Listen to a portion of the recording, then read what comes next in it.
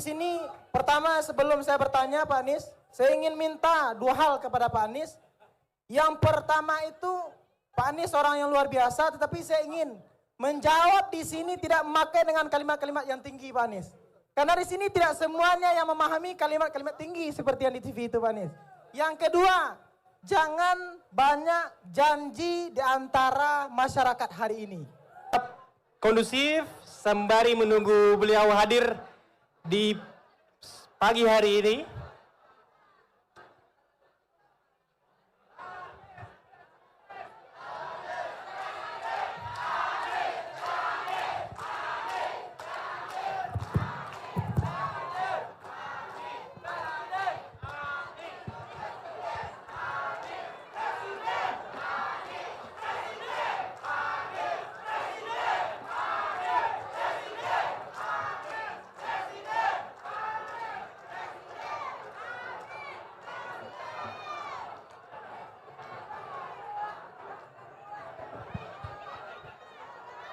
Untuk Bapak Ibu Uda Uni tetap duduk di lokasi acara. Beliau akan hadir di tengah-tengah kita, mendengarkan aspirasi, menjawab pertanyaan-pertanyaan, memberitahukan, menyampaikan perubahan.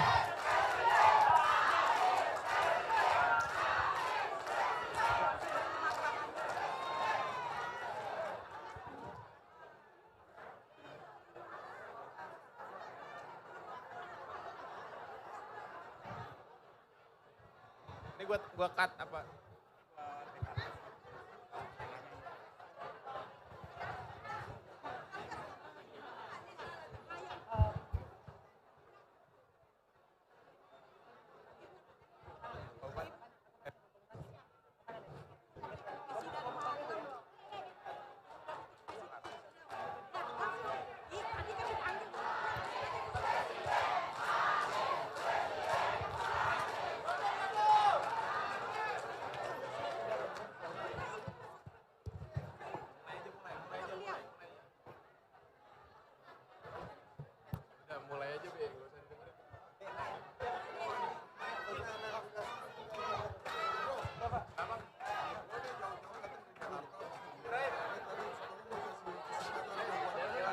Jangan sampai kamu disalahin juga nanti. Jangan sampai disalahin juga. Untuk Uda Uni dipersilakan duduk kembali karena Pak Anies akan hadir di tengah-tengah kita.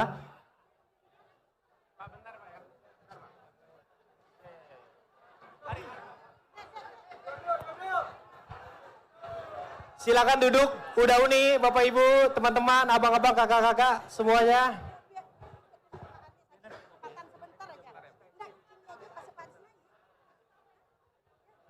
Kondusif nih, kondusif. Ntar aja, habis acara. Aman.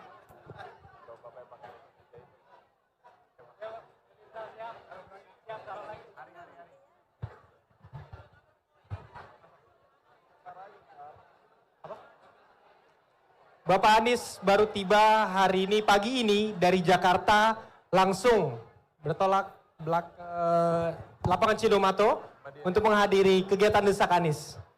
Dan setelah ini beliau akan menghadiri kegiatan lainnya di Solok. Dan insya Allah akan ada juga pertemuan dengan relawan apapun lainnya di Solok. Maka dari itu di lapangan Cidomato hari ini di Batu Sangkar di Tanah Datar, kita mendesak Anies, mempertanyakan kepada Anies perihal apa yang ingin dibawa oleh beliau untuk ke depannya. Apa perubahan yang ingin digapai oleh beliau untuk ke depannya dan apa yang sudah dilakukan oleh beliau selama ini untuk kebaikan kita semua.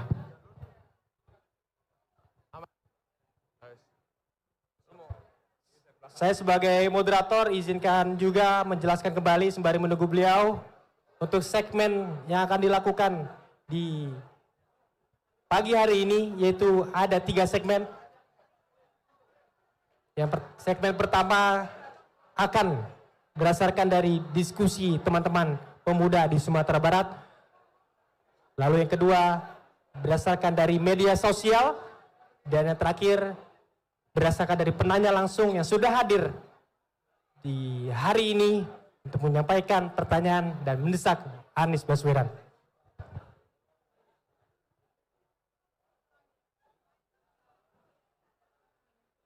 Selain itu juga kami menyiapkan dinding harapan atau wall of hope yang ada di dekat pintu registrasi, dan itu akan kita kumpulkan. Kita akan kumpulkan dan akan dipajang untuk menjadi acuan atau menjadi harapan-harapan kita bersama dari seluruh Indonesia, terutama di Sumatera Barat, terkait keresahan-keresahan yang terjadi selama ini. Dan kita harap Bapak Anies Baswedan bisa menjawab itu dan menjalankan itu bersama-sama kita semua. Desak Anies kali ini, desak Anies yang sudah berbelas kali mengadakan kegiatan desak Anies, dan untuk di Sumatera Barat ini adalah kegiatan pertama kali kita.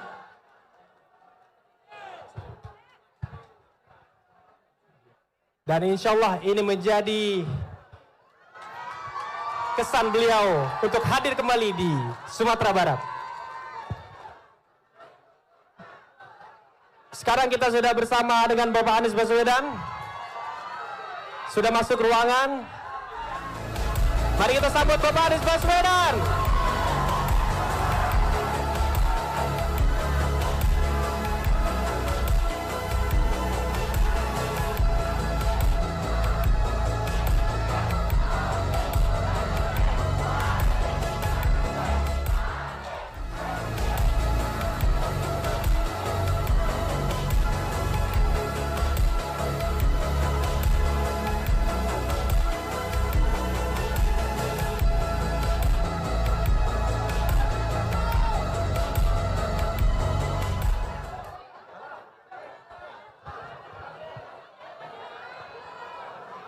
Tolong dikasih jalan untuk Pak Anies agar bisa hadir.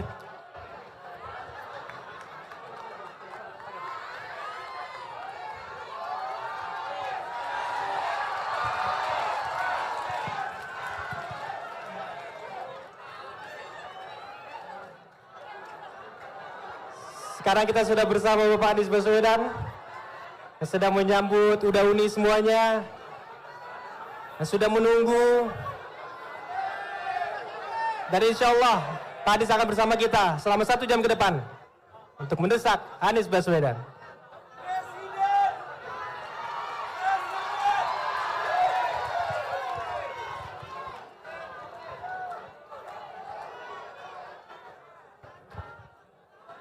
Oke, siap. Silakan.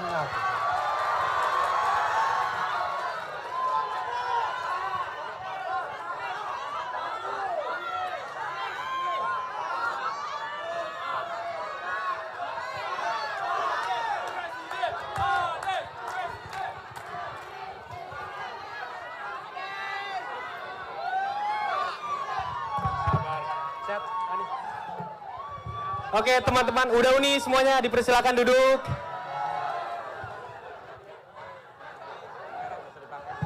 Untuk Bapak Anies. Silakan duduk Pak Anies. Oke. Udauni dipersilakan duduk. Setelah ini kita akan menyapa lagi. Oke. Siap.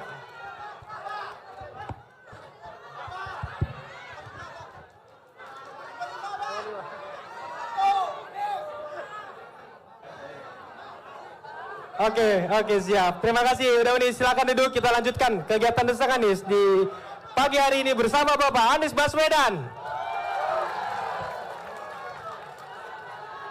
Silakan untuk Udauni, harap duduk karena yang di belakang ingin menonton juga. Silakan duduk di lantai juga boleh. Pak Anies akan menjawab pertanyaan-pertanyaan yang ada yang sudah ditampung oleh panitia juga.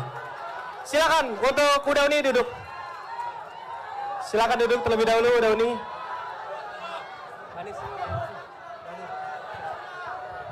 Oke.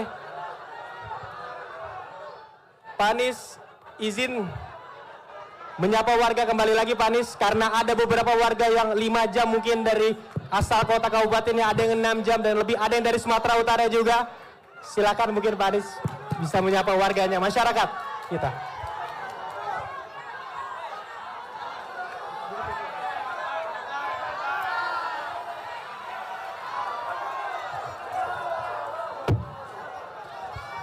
Assalamualaikum warahmatullahi wabarakatuh.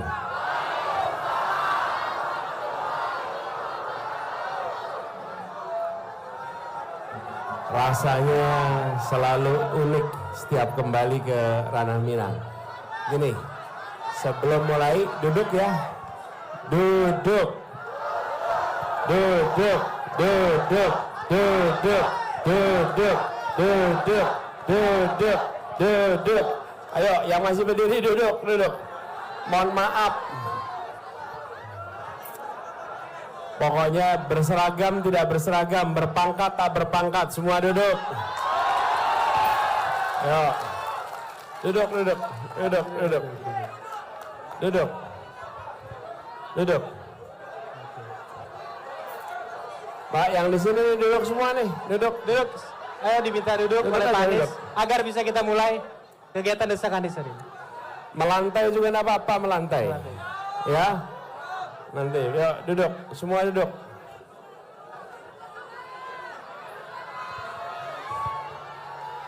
Duduk dulu, duduk dulu. Kalau udah duduk baru kita dadah-dadah. Nah, gini, duduk. Duduk dulu, duduk. Ini antusias Pak Anies. Masyarakat antusias. Tadi dari berbagai kabupaten kota. Tidak hanya dari tanah datar, dan alhamdulillah hari ini kami bersama Pak Anies. Ya, tapi itu belum selesai duduknya tuh. Mana? Oke. Duduk dulu Pak. Duduk. Kalau udah paling belakang baru boleh berdiri. Kalau belakangnya masih ada nggak boleh, harus duduk. Jangan itu seperti itu paling belakang tuh, itu nggak apa-apa berdiri. Udah paling belakang tuh.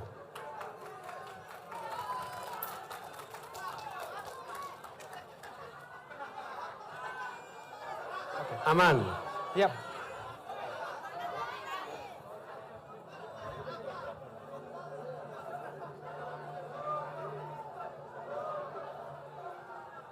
Oke Pak Anies, boleh sambil di kursinya. Ya, sebelum mulai saya ingin sampaikan terima kasih.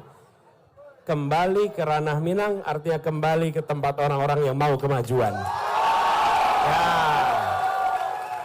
Kembali ke saya sudah berkali-kali datang, tapi setiap kali datang selalu ada yang baru. Dan setiap kali ke sini saya selalu merasakan di sini adalah orang-orang yang ingin kemajuan, yang ingin perubahan, yang tidak ingin sekedar status quo. Tepuk tangan buat semua yang hadir di sini. Ya. Yuk kita mulai ngobrol ya. Oke, siap, boleh Pak Anies. Terima kasih. Bung Ibe. Ya, siap, mari. Terima kasih Pak Anies udah hadir di kegiatan kita pada hari ini, dan sedikit cerita mungkin ke Uda Uni semuanya. Sebelum kita mulai, kita bisa memanggil Pak Anies dengan panggilan apa? Sepakat? Panggilannya apa? Apa? Apa Anies? Oke. Apa Anies? Apa Anies sudah bersama kita di pagi hari ini untuk melakukan Desak Anies dari berbagai pertanyaan dari masyarakat-masyarakat yang ada. Dan sebelumnya Pak Anies izin menyampaikan kegiatan Desak Anies di Sumatera Barat kali ini penuh dengan dinamika yang terjadi. Kami sebagai panitia baru mendapatkan informasi atau perizinan tempat keluar ini baru semalam. Nah, padahal kami ingin masyarakat bisa bertanya, bisa mendesak Anies Baswedan perihal apa yang ingin dijalankan oleh beliau ke depannya dan apa yang sudah dilakukan oleh beliau di kemudian hari. Dan ingin bertanya dulu sebelum kita lanjut ke pertanyaan-pertanyaan lebih dalam, apa pandangan apa Anies perihal kejadian-kejadian ini sih Pak? Segala macam kesulitan yang kita hadapi, serumit-rumitnya kesulitan kita hadapi, belum apa-apa dibandingkan kesulitan rumah tangga di Indonesia atas biaya hidupnya.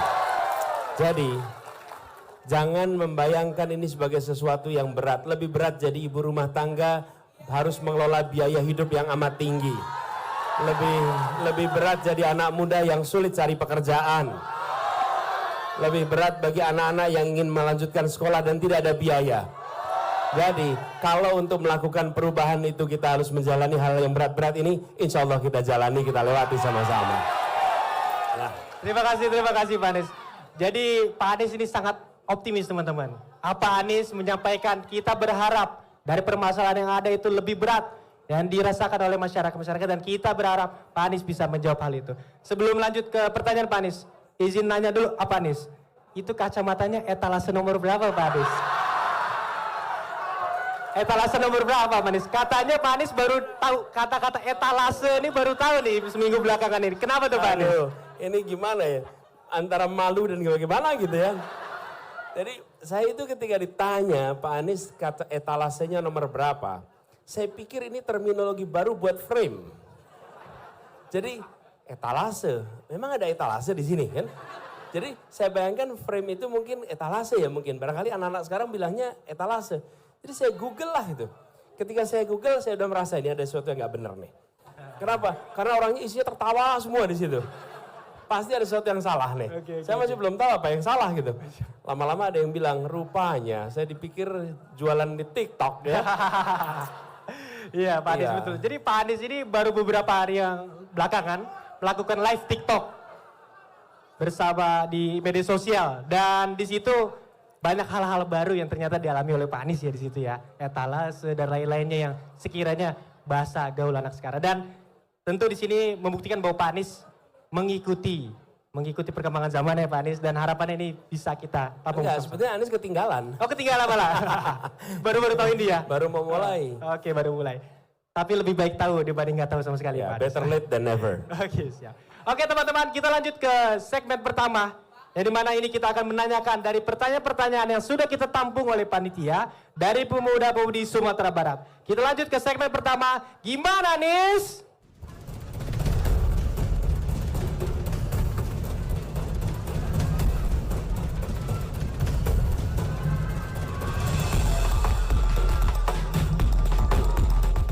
Oke, kita lanjut ke segmen pertama. Gimana Nis? Oke Pak Anies izin menyampaikan aturan mainnya. Mungkin ini udah beberapa kali Pak Anies mengikuti tapi saya mengingatkan kembali. Dari kegiatan Desak Anies kali ini kami akan dibagi menjadi 3 segmen. Dan ini segmen pertama, gimana Anies? Dari saya akan mempertanyakan pertanyaan-pertanyaan. Dan nanti Pak Anies menjawabnya dengan maksimal 2 menit durasinya. Maksimal 2 menit dan semua segmen akan sama seperti itu. Oke Pak Anies kita lanjut. Tapi boleh nggak saya tanya dulu Boleh, sebentar nih? boleh. Sebelum mulai. Ini yang hadir di sini dari mana aja ini? Oke boleh. Boleh nggak? Dari Boleh, mana siap. aja? Boleh Pak Anies, silakan disapa dulu Ya, masyarakatnya. ini yang paling jauh dari mana? Yang nih? paling jauh tadi dari Sumatera Utara. Coba diangkat tangan Sumatera Utara. Ini Pak Anies, ada Sumatera Utara. Mana? Sumatera Utara. Sumatera Utara. Oh, Sumatera Utara. Ada yang dari Riau. Jawa, Riau. Jakarta. Ada yang dari Jogja, Pak Anies. Ada yang dari Jogja. Jogja. Wow. Oke. Ada yang dari luar Pulau Jawa dan Sumatera? Lok Semawe Aceh. Aceh. Oke, ya, Aceh. Ya, Pekanbaru itu ada datang Pekanbaru. Pekanbaru. Yang tanah datar mana? Ada datar asli. Oh. Agam. Saya pernah ke Agam. Pernah kagak? Saya pernah ke Agam menginap di Kamang. Dan ketika pagi-pagi terasa betul AC-nya seukuran kabupaten ya. Dingin betul di sana itu. Airnya juga air mandi, air es di situ. Luar biasa. Gimana? 16. 16. Ya. Siap. Oke, jadi kebayang nih Oke. bahwa ini banyak dari tanah datar tapi banyak juga warga dari luar. Betul. Oke. Sepakat. Betul. Mudah-mudahan kita bisa saling berdesakan ya. Oke, amin. Oke, kita lanjut Pak Anies. Ya. Dari berbagai kabupaten kota lainnya yang berada di Sumatera Barat dan di luar Sumatera Barat hadir di lapangan Cindomato hari ini di titik 0 km tanah datar. Dan di sini kabupaten tanah datar adalah kabupaten yang bisa dikatakan sejarah dan nilai-nilai adatnya ini banyak juga muncul dari kabupaten ini tanah datar. Yang dimana berkaitan dengan kegiatan kita hari ini ada Istana Bahasa Pagarayoung replikanya dan itu suatu sejarah juga yang sekiranya mungkin akan kita kunjungi setelah ini. Pak Anies, ini lanjut ke segmen pertama yang tadi. Ini ingin menanyakan kehadiran Pak Anies. Kehadiran apa Anies di Sumatera Barat? Kalau teman-teman udah uni mengikuti perkembangan kegiatan Pak Anies, hampir dari 1,5 tahun ini, Pak Anies sudah keempat kalinya ke Sumatera Barat. Dan Tanah Datar ini mungkin pertama kali, dan kami ingin menanyakan, kenapa sih Pak Anies datang ke Sumatera Barat terus-terusan? Saya senang sekali setiap kali pulang ke Ranah Minang. Jadi gini, masa kecil saya menikmati membaca biografi. Dan biografi tokoh-tokoh yang saya baca, banyak sekali adalah tokoh-tokoh kelahiran dari Ranah Minang ini. Mereka pejuang-pejuang luar biasa. Bisa disebut namanya, kita semua tahu lah, dari Bung Hatta, Bung Sahrir, kemudian Tan Malaka, Natsir, Hamka, kemudian Hajah Rangkayo, Rasuna Said, ke sana, Muhammad Yamin, lalu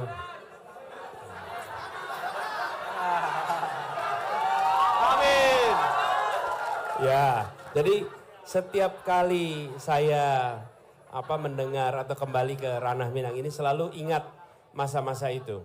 Ini adalah sebuah tempat yang berhasil kira-kira gini. Panggilan ibu apa di sini? Ibu, Ama. Jadi Bundo Kanduang. Bundo kan. Di sini saya begini, ada banyak pejuang tumbuh di sini. Bundo Kanduang melahirkan pejuang-pejuang untuk Indonesia bisa seperti sekarang. Dan itulah sebabnya saya merasa senang sekali dan setiap kali kembali rasanya memang beda. Seperti juga sekarang ini. Jadi alhamdulillah ini saya baru sadar 4 kali ya. 4 kali. 4 kali ke sini ya. Pokoknya tidak terasa seperti banyak, rasanya masih perlu lebih sering lagi bolak-balik ya. Mantap. Terima kasih Pak Anies. Oke, kita lanjutkan Pak Anies ya. Tanah Datar baru ini. Oke, kita lanjutkan Pak Anies. Jadi tadi alasannya adalah kenapa Pak Anies sering hadir dalam 1 tahun kebelakangan ini, sering hadir ke Sumatera Barat dan rasanya seperti Padang, Bukit Tinggi, udah juga ya, karena seperti napak tilas. Terakhir kami datang mungkin sebulan atau 2 bulan lalu ya ke Bukit Tinggi. Bukit Tinggi. Lalu Bukit Tinggi kami kembali ke Museum Bung Hatta. Dan saya selalu ingat itu ada jam gadang. Jam gadang tuh waktu saya masih kecil baca tuh ceritanya. Rasanya besar sekali gitu. Saya namanya juga baca di cerita kan. Baca cerita. Jadi waktu saya SD bacanya cerita itu. Saya pertama kali ke Bukit Tinggi saya kuliah. Jadi saya kuliah itu sengaja khusus ke Bukit Tinggi naik bis saya. Berangkat sampai ke Bukit Tinggi. Pas sampai Bukit Tinggi saya pengen lihat itu namanya jam gadang gitu. Ketika sampai ternyata ukurannya segini ya gitu. Ngebayanginnya kayak Big Ben itu yang di mana. Jadi tapi itu jadi kenangan dan setiap kali pulang ke sini rasanya seperti napak tilas. Seperti juga hari ini. Terima kasih Pak Anies. Oke Pak Anies, kita lanjutkan juga. Tadi Pak Anies menyinggung terkait pahlawan-pahlawan atau tokoh-tokoh nasional yang berasal dari Sumatera Barat, Ranah Minang. Kira-kira siapa yang sangat Pak Anies benar-benar sangat berkesan gitu? Pahlawan ini menjadi kesan untuk Pak Anies gitu. Sebetulnya banyak. Jadi kalau dibilang satu saja rasanya tidak. Tapi kali ini saya ingin sharing tentang Hamka adalah salah satu orang yang saya sangat salut soroti. Tentu Bung Hatta, tentu Sahrir, tentu Natsir, ada Tan Malaka. Tapi saya rasa Hamka itu salah satu figur yang luar biasa. Memiliki pondasi keagamaan yang kuat, memiliki konsistensi perjuangan, dan punya cita rasa seni sastra yang luar biasa. Jadi Hamka itu salah satu figur komplit. Dan kesabaran dalam menghadapi ujian yang tangguh. Insya Allah itu bisa menjadi salah satu teladan bagi kita semua di sini. Amin. Oke, Buya Hamka ya, menjadi tokoh Minang favorit. Ini juga rompinya kalau nggak salah Bung Hamka. Tadi yang ngasih saya siapa? Kasih rompi tadi. Siapa yang ngasih? Ini ya. Ya, siap. Terima kasih Pak. Bacanya gimana nih? Orang berakal hidup untuk masyarakatnya, bukan buat dirinya sendiri. Buya Hamka. Itu jaket diberikan oleh apa tadi ke Pak Anies. Jadi kalimat ini itu penting sekali. Bahwa orang berakal hidup untuk masyarakatnya bukan untuk dirinya sendiri. Dan secara kebetulan kalau saya pribadi, orang tua kami ini bersahabat dekat dengan Hamka. Jadi ceritanya panjang lah, gitu kira-kira. Siap. Terima kasih Pak Anies, terima kasih. Dan ini melanjutkan atau mengakhiri segmen 1 terkait gimana Anies, yaitu adalah kontribusi apa atau apa sih sebenarnya yang akan dibuat apa Anies nantinya saat terpilih nantinya untuk Sumatera Barat.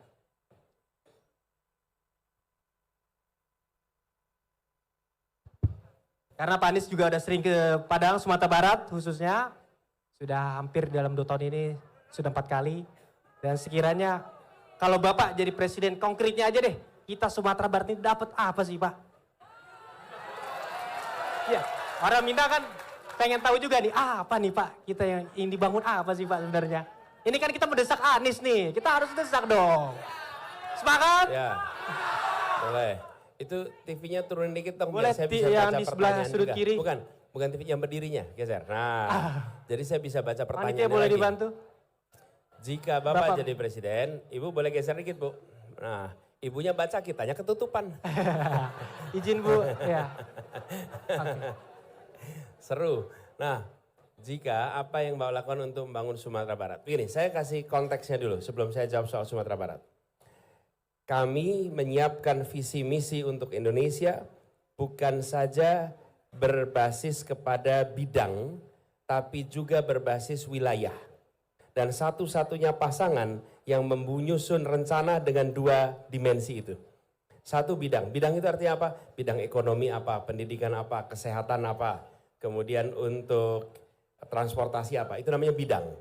Ada rencananya. Lalu yang kedua, wilayah. Untuk Sumatera apa, Jawa apa, Kalimantan apa, Sulawesi apa. Dengan prinsip tidak semua tempat memiliki kebutuhan yang sama. Tiap tempat beda-beda kebutuhannya. Dan kita sudah terlalu lama menyusun tanpa memperhitungkan Sumatera butuhnya apa, Sulawesi butuhnya apa. Seakan-akan satu urusan sama untuk seluruh wilayah Indonesia. Kita harus berhenti menerapkan Indonesia seragam di semua wilayah. Oke? Tiap wilayah beda-beda. Nah, dengan perspektif itulah maka kita menyusun tiap wilayah beda-beda. Begitu juga dengan di kawasan Sumatera Barat. Jadi disusun berdasarkan apa yang menjadi kebutuhan di Sumatera Barat. Jangan disusun berdasarkan kemudahan bagi pemerintah pusat. Harus dibuat berdasarkan apa yang jadi kebutuhan di sini. Jadi kami melihat beberapa hal yang ini bisa berkembang. Tapi ini salah satu yang kita bahas. Pertama adalah reaktivasi jalur kereta api yang ada di Sumatera Barat. Sehingga karena ini salah satu wilayah dengan jaringan kereta api yang paling luas di Sumatera. Tapi kenapa mati? Padahal begitu ada kereta api, untuk transportasi bisa, untuk wisata bisa, betul tidak? Betul. Harganya murah, insya Allah akan menjadi lebih murah, lebih efisien, aman, nyaman. Jadi kami ingin hidupkan kembali, bahkan catatan kami ini Naras sampai Sungai Limpau, jalur ini sudah mati hampir sahabat. Insya Allah ini kita hidupkan kembali jalurnya. Sawalunto, Solo, lalu Sawalunto, Batu Tabal ya, Batu Tabal, dan seluruh jaringannya. Jadi insya Allah reaktivasi jalur kereta api. Dan ini akan menjadi unik karena jalur Sawalunto kalau tidak salah itu sudah masuk di dalam catatan UNESCO, betul ya? UNESCO. Jadi bayangkan betapa daya tariknya. Ranah Minang ini dahsyat, kekuatannya itu minimal 2. 1 culture, 2 nature. Dahsyat tuh. Begitu ada kereta api, nanti nature akan terlihat, culture jelas. Culture-nya lihat di mana? Begitu lihat orangnya, tahu ini adalah adab budaya yang luhur dan tinggi ya. Kemudian yang kedua adalah perbaikan jalan nasional. Jalan-jalan di sini saya dengar banyak yang rusak. Betul ya? Betul. Oke, itu jalan, perbaikan jalan supaya nanti warga mobilitasnya lebih nyaman. Dan yang tidak kalah penting, untuk kegiatan usaha bisa menjadi lebih baik. Bayangkan kalau punya peternakan telur, jalannya rusak. Ayo tuh, habis telurnya di jalan tuh. Betul nggak tuh? Iya, peternak telur itu paling takut sama apa? Itu dia. Jalan rusak, udah dia merawat ayamnya baik-baik, pecahnya di mana? Jalan. kemudian insya Allah kita akan melakukan revitalisasi pasar Serikat Batu Sangkar. Itu kita akan kerjakan. Dan kita insya Allah akan, bila dimungkinkan kita ingin kerjakan apa? Menjadikan Sumatera Barat salah satu tempat embarkasi haji untuk berangkat ke Indonesia. Lalu yang tidak kalah penting, kami ini di Jakarta udah bikin stadion. Kira-kira bermanfaat tidak kalau di sini ada stadion baru?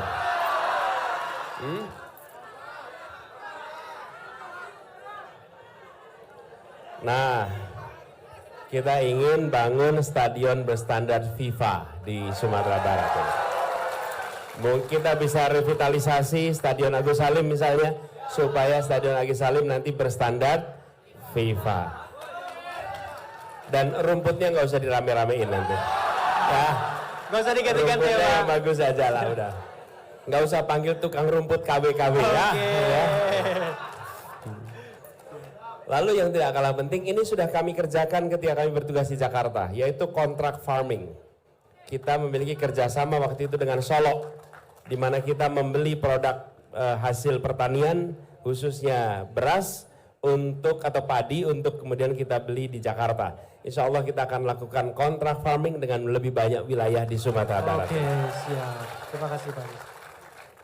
Oke, Pak Anies, rasanya cukup karena banyak juga ternyata apa yang mau diberikan ke Sumatera Barat ya Bapak Ibu udah uni semuanya. Dan mungkin ini bisa menjadi acuan kita, bisa menjadi suatu pegangan kita untuk dapat memilih Pak Anies di kedepannya. Oke, kita lanjutkan kalau begitu Pak Anies. Itu adalah akhir dari segmen pertama. Kita lanjut ke segmen kedua, di mana segmen kedua ini kita akan membahas pertanyaan-pertanyaan dari media sosial yang sudah ditampung oleh panitia.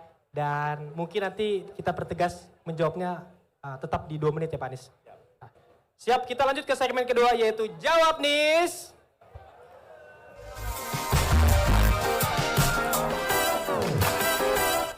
Oke, kembali lagi kita di segmen 2 Jawab Nis, yang dimana kita akan mempertanyakan pertanyaan-pertanyaan dari media sosial ke Pak Anies Baswedan. Tapi sebelum itu Pak, masih semangat kan Pak? Masih semangat terus. Mau joget dulu Pak? Apa santai aja? Nggak usah ya? Oh nggak usah. Ini mau joget dulu apa nggak usah nih? Gimana? Jangan, oh jangan. Jangan ya Bapak Ibu udah nih. Saya minta nih Bu, nggak boleh nih. Nggak boleh.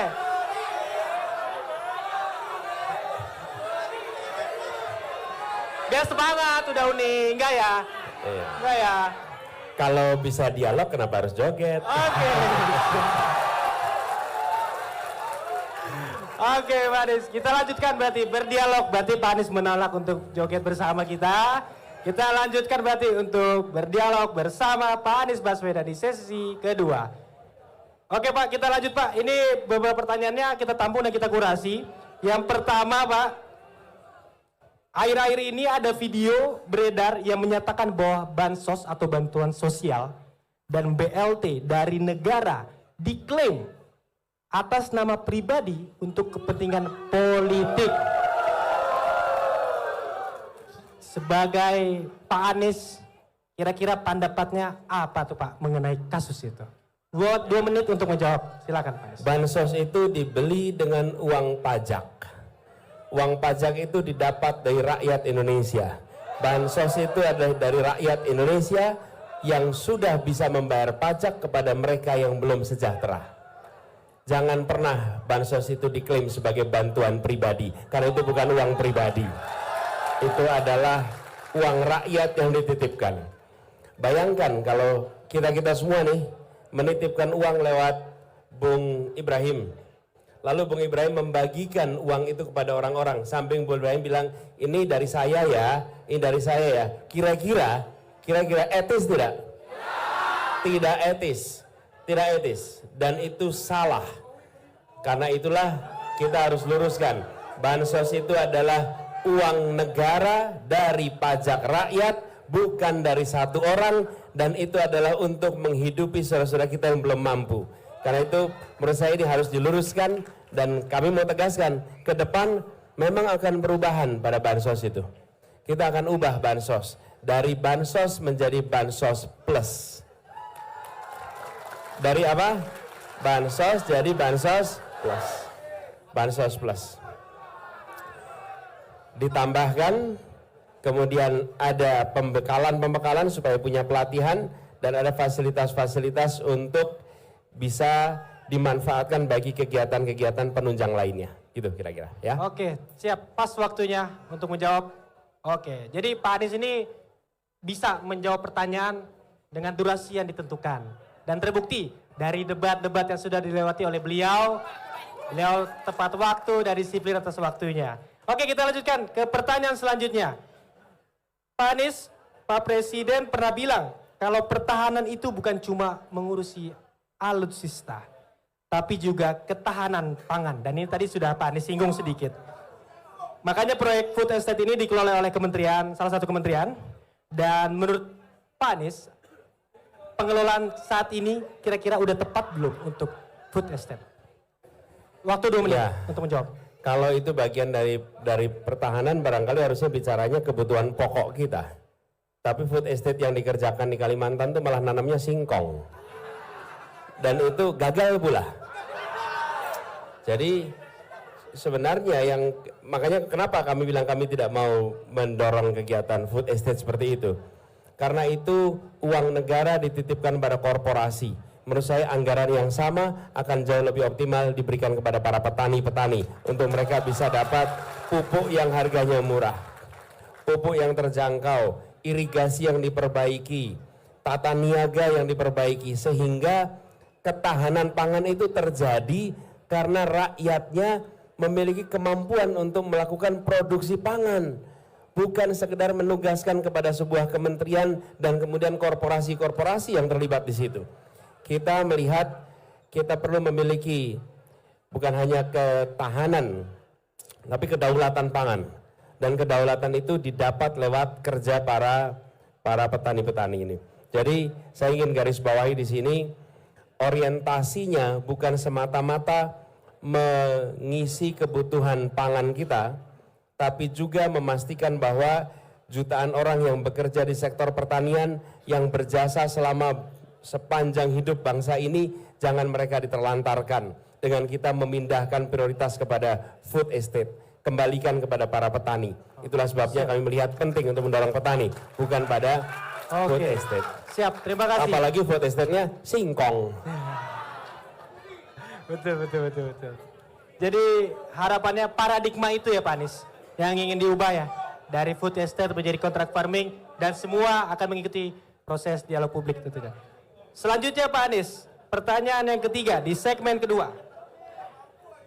Wakil Presiden Ma'ruf Amin membuat pernyataan bahwa Wakil Presiden selanjutnya bukan jadi ban serep dan jangan rasa presiden. Gimana respon apa Anies mengenai hal itu? Waktu 2 menit untuk menjawab ada di sebelah sudut kanan durasinya. Ini maksudnya apa ini, Pak? Mau diulangi Pak Anies? Gini, ini kebetulan tadi di perjalanan saya juga baca buku ini nih. Gerakan Koperasi dan Perekonomian Rakyat. Oleh siapa? Bung Hatta.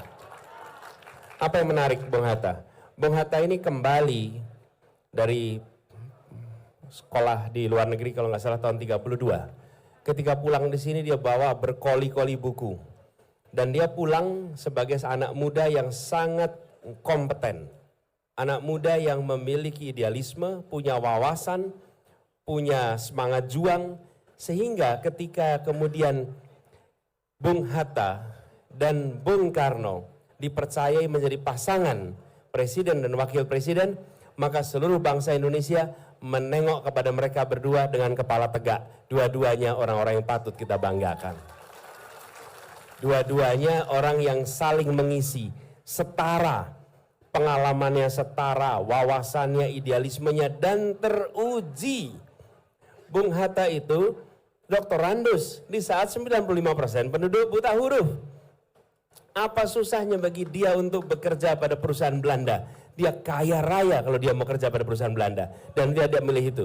Dia memilih untuk berjuang bagi kemerdekaan. Jadi, saya berikan contoh. Dan contoh kedua misalnya hari ini, kita punya mantan wakil presiden, Yusuf Kalla. yang kebetulan asisten dosennya Bung Hatta. Ketika Bung Hatta menjadi dosen di Unhas, asistennya itu namanya Yusuf Kalla. Dan Yusuf Kalla ketika jadi wapres, dia menjadi wapres yang betul-betul setara dengan presiden. Dia betul bisa melakukan begitu banyak hal. Lebih cepat, lebih baik. Ingat nggak prinsip itu? Kemudian dia bisa membantu dalam pengelolaan ekonomi, dalam perdamaian. Jadi pasangan itu setara. Jadi kami meyakini itu, karenanya saya bersyukur sekali berpasangan dengan Gus Muhaimin Iskandar, seorang yang punya rekam jejak perjuangan sejak masa muda, aktivis sejak zaman mahasiswa, kemudian menjadi ketua umum PMII, lalu aktif di dalam proses politik, memimpin partai politik. Jadi bukan seseorang yang karbitan, bukan seorang yang mendadak jadi calon wakil presiden, sama sekali tidak. Tidak. Jadi ya kalau dia buah gitu, kalau dia buah yang matang di pohon. Dan buah belimbing yang makan di pohon tuh enak rasanya. Ya, kalau belimbing yang belum matang dimakan sakit di perut, asem. Tapi kalau belimbing yang matang di pohon enak sekali rasanya. Mantap. Jadi matang di pohon itu beda dengan matang di peram, betul ya? Nah, jadi insya Allah ke depan ini sebagai pasangan, insya Allah bila amanat itu diberikan, kita bisa bekerja bersama dan setara untuk saling mengisi. Gitu kira-kira. Terima kasih, Pak Anies jawabannya. Pak Anies juga sering bilang duit tunggal ya dengan calon presiden. Dan harapannya tadi apa yang disampaikan Pak Anies sudah menjawab ya. Karena dari sejarah dan tokoh-tokoh Minang yang berprestasi, RI 2-nya ini juga cukup banyak prestasi-prestasinya. Oke, kita lanjut Pak Anies ke pertanyaan selanjutnya. Ini perihal regulasi. Belum lama ini Bapak mengkritik Omnibus Law. Bukannya Omnibus Law ini penting untuk investasi. Bapak kan biasanya kritik terus nih Pak. Apa nih solusi dari Bapak kira-kira perihal produk itu? Gantian apa Bu? Oh, ya, lihat sini ya. Oke. Nah, gini. Siap, lanjut. Kita ingin agar setiap regulasi itu disusun dengan melibatkan stakeholder dan pembahasan yang lengkap. Bukan pembahasan yang separuh-separuh. Satu. Terus yang kedua, undang-undang itu harus menghasilkan rasa keadilan. Jangan sampai ada justru pihak yang dirugikan. Dan yang ketiga yang tidak kalah penting, dia harus berdampak. Kira-kira nih sesudah ditetapkan Undang-Undang Cipta Kerja sampai sekarang, apakah lebih mudah cari pekerjaan? Namanya Cipta Kerja, harusnya menjadi lebih mudah cari pekerjaan, bukan? Artinya ada hal-hal lain yang harus kita koreksi di situ. Jadi kami ingin agar kemudahan itu bukan hanya di sektor yang besar tapi juga yang kecil. Saya kemarin sampaikan ketika ketemu para nelayan. Para nelayan itu urusan perizinannya sulit sekali. Mengapa kita kepada yang usaha besar kita buat kemudahan, tapi yang usaha kecil dan mikro tidak kita buat kemudahan? Kita akan lakukan perubahan. Kita akan besarkan yang kecil tanpa mengecilkan yang besar. Menguatkan yang lemah tanpa melemahkan yang kuat. Tapi yang lemah ini, jadi kami justru ingin mendorong agar ada regulasi yang membuat yang kecil-kecil ini bisa tumbuh berkembang dengan baik. Masih ada 30 detik, saya tambahin dikit. Jadi kita ingin agar regulasi itu membuat sektor-sektor informal, non-formal yang selama ini kesulitan untuk perizinan, kesulitan untuk permodalan dipermudah. Sehingga yang kecil bisa tumbuh berkembang dengan baik. Terima kasih. Terima kasih Pak Anies. Oke, berarti mengikuti proses dialog publik dan juga tentunya tadi dengan beberapa kata-kata dari Pak Anies ya sudah disampaikan. Oke, Pak Anies kita lanjutkan ke pertanyaan terakhir di segmen kedua. Ini agak santai sedikit pertanyaannya mungkin. Karena pertanyaannya dari media sosial. Gara-gara apa Anies main TikTok, banyak nih yang curhat. Kangen punya figur ayah. Nah, itu bagaimana pandangan Pak Anies terkait peran ayah dalam keluarga? Ya. Silakan Pak Anies. Ya, panggilan abah itu saya panggil ayah saya Abah, Ah. kemudian anak saya juga panggil saya Abah. Dan saya tidak mengira sekarang saya dipanggil Abah di mana-mana gitu. Abah online. Ya, Abah Abah online. online. Nah, gini, ayah dan ibu punya peran yang besar dalam pendidikan anak. Dan dalam keluarga keduanya memiliki peran untuk mendidik. Jadi saya pun sebagai ayah itu melakukan tugas yang mungkin banyak orang yang tidak membayangkan. Ketika anak-anak kami masih kecil, saya juga menggantikan popok, saya juga menyuapi, saya juga memandikan. Jadi bahkan sekarang saya berani balapan ganti popok dengan anak-anak itu. Ganti diapers ya kalau sekarang, ganti diapers karena ya itulah hal yang kita kerjakan bersama-sama. Jadi saling membagi tugas. Nah kemudian ketika anak-anak juga ke sekolah, maka ayah juga ikut hadir. Kalau ada undangan dari sekolah, usahakan bapak dan ibu ikut datang. Saya pun begitu. Kalau ada sekolah mengundang orang tua datang, saya usahakan untuk datang. Harus diakui, lebih banyak istri yang datang. Tapi ketika memungkinkan, saya akan datang. Dan boleh dicek ke sekolah anak-anak itu. Kalau memungkinkan, saya akan datang. Saya akan ketemu wali kelasnya, saya akan ketemu gurunya. Supaya gurunya juga merasa, ini bapaknya pun ikut memikirkan. Bapaknya pun ikut menitipkan anaknya ke sekolah. Kenapa ini dikerjakan? Pendidik terpenting dan pendidik pertama adalah orang tua. Itulah pendidik terpenting dan pertama. Dan orang tua itu artinya ibu dan ayah. Dan harus diakui porsinya paling besar adalah ibu. Itu tidak bisa dihilangkan. Porsi terbesar karena ibu itu sudah mulai mendidik ketika si anak itu dalam kandungan. Jadi si bayi masih dalam kandungan, ibunya udah mendidik. Bapaknya pun ikut kontribusi itu di situ. Tapi sebagai sebuah proses, ayah dan ibu harus mengerjakan sama-sama. Jadi saya merasa ini adalah tanggung jawab kita semua sebagai bapak-bapak untuk ikut memastikan bahwa terlibat dalam pendidikan anak. Gitu ya. Oke, terima kasih Pak Anies. Tepuk tangan untuk Pak Anies Baswedan. Dipanggil sekarang, Pak Anies sudah sering dipanggil Abah online juga.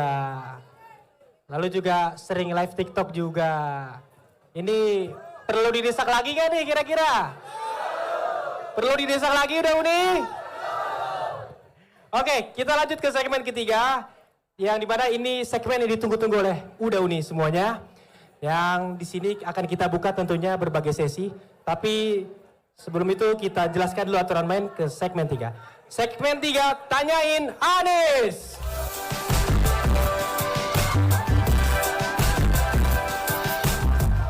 Oke, terima kasih Uda Uni yang masih membersamai kita di Desak Anies Batu Sangkar Tanah Datar hari ini. Untuk segmen kali ini, sebentar Uda Uni, tahan dulu tangannya, kita jelaskan cara mainnya dulu. Untuk segmen kali ini akan dibuka sampai 6 penanya. Nanti setiap bagian ada penanya yang hadir langsung bertanya di depan apa Anies. Tapi menanyanya hanya dalam waktu 1 menit. Lalu nanti apa Anies akan menjawab dalam 2 menit. Itu cara mainnya ya. Oke.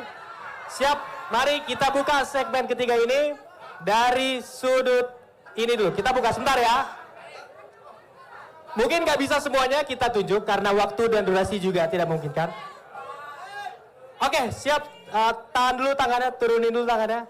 Satu yang ke satu tadi, yang ketiga kali silakan diangkat tangannya. Oke, sebentar ya. Sebagian ini dulu ya, apa bapak-bapak, ibu-ibu udah ini. Satu. Ibu dulu naik Kak, boleh? Oke, silakan naik ke atas panggung. Memperkenalkan diri, asal dan bertanya sesuai durasi yang diberikan. Silakan. Bismillahirrahmanirrahim. Assalamualaikum warahmatullahi wabarakatuh.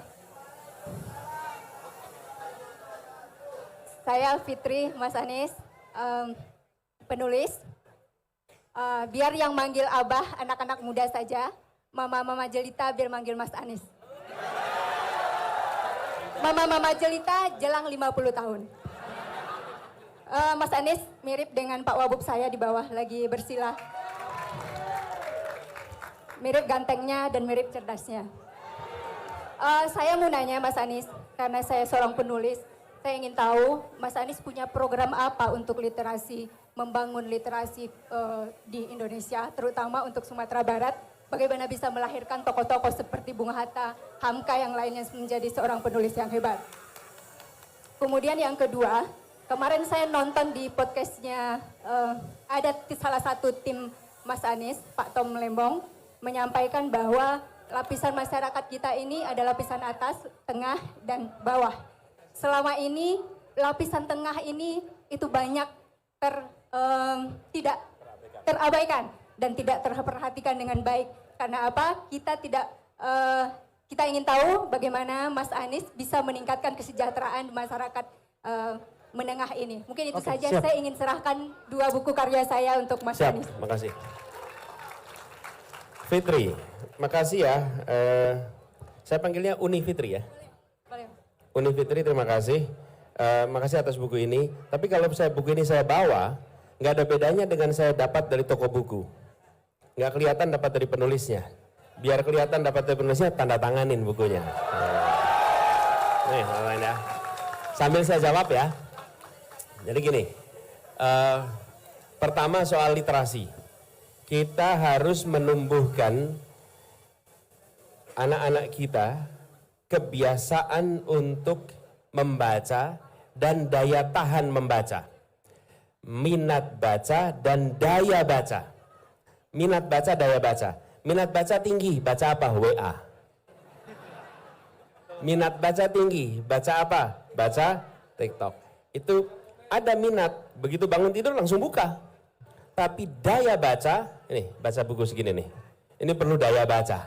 Tidak hanya minat baca. Nah, bagaimana melatihnya? Jadi kami ingin nanti Uni Fitri, kami ingin agar ada pembiasaan bagi anak-anak kita. Dimulainya kapan? Sebelum kelas dimulai 15 menit baca buku apa saja. Apa saja. Bawa bukunya dari rumah, pilih sendiri bukunya, tapi baca buku apa saja. Dan jangan diharuskan harus baca buku A, B, C. Jangan. Biarkan anak memilih buku yang dia sukai. Lalu dia baca 15 menit. Tapi itu dijadikan sebagai kebiasaan. 15 menit baca setiap pagi sebelum pelajaran dimulai. Bayangkan ketika itu dikerjakan oleh semua anak di Indonesia. Maka satu-satu anak-anak kita tiap generasi akan terbiasa untuk membaca. Dan ketika proses itu terjadi, maka kita melakukan apa? Mengajarkan, membiasakan, jadi kebiasaan, jadi budaya membaca. Jadi budaya membaca itu nggak otomatis, ada prosesnya. Itu ingin kita kerjakan. Yang berikutnya, didorong untuk menjadi penulis. Semua penulis pasti pembaca, tapi pembaca belum tentu penulis. Jadi seperti Uni Fitri ini pasti pembaca. Nggak mungkin dia bisa menulis kalau dia tidak baca. Nah, yang berikutnya adalah kita dorong untuk anak-anak itu mengarang. Mengarang itu menjadi penting sekali. Dan mengarang itu menumbuhkan imajinasi. Jadi pelajaran mengarang, pelajaran untuk menulis, berkarya harus didorong. Nah, berkarya itu macam-macam sekarang. Ada karyanya tulis, ada karyanya video, ada karyanya rekaman lisan. Jadi yang disebut sebagai konten kreator ini hampir semua adalah orang-orang kreatif yang punya imajinasi. Karena itu saya salut, kalau lihat ada konten kreator, pasti orang ini punya imajinasi yang dahsyat. Pasti kemampuan untuk membuat sesuatu yang luar biasa. Dimulainya dari mana? Memperluas bacaan, memperluas exposure.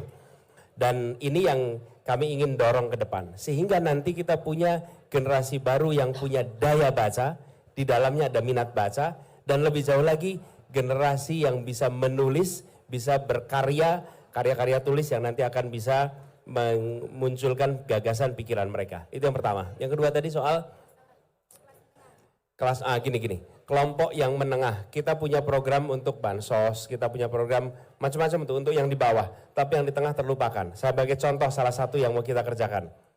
Menyiapkan KPR untuk semua. Siapa yang paling kesulitan dapat rumah sekarang ini? Kelompok yang di tengah. Apalagi yang kerjanya informal. Mereka kesulitan sekali untuk bisa mendapatkan KPR. Jadi kita ingin buat regulasi-regulasi yang memudahkan bagi kelompok yang di tengah untuk dapat akses pendanaan bagi perumahan. Yang kedua, biaya pendidikan. Ketika masuk pendidikan tinggi, bagi mahasiswa berlatar belakang keluarga prasejahtera ada programnya. Yang sudah sejahtera mampu untuk membiayai. Tapi yang di tengah ini, wah itu paling sulit di universitas. Karena dia selalu kesulitan dalam universitas untuk membiayai. Betul tidak?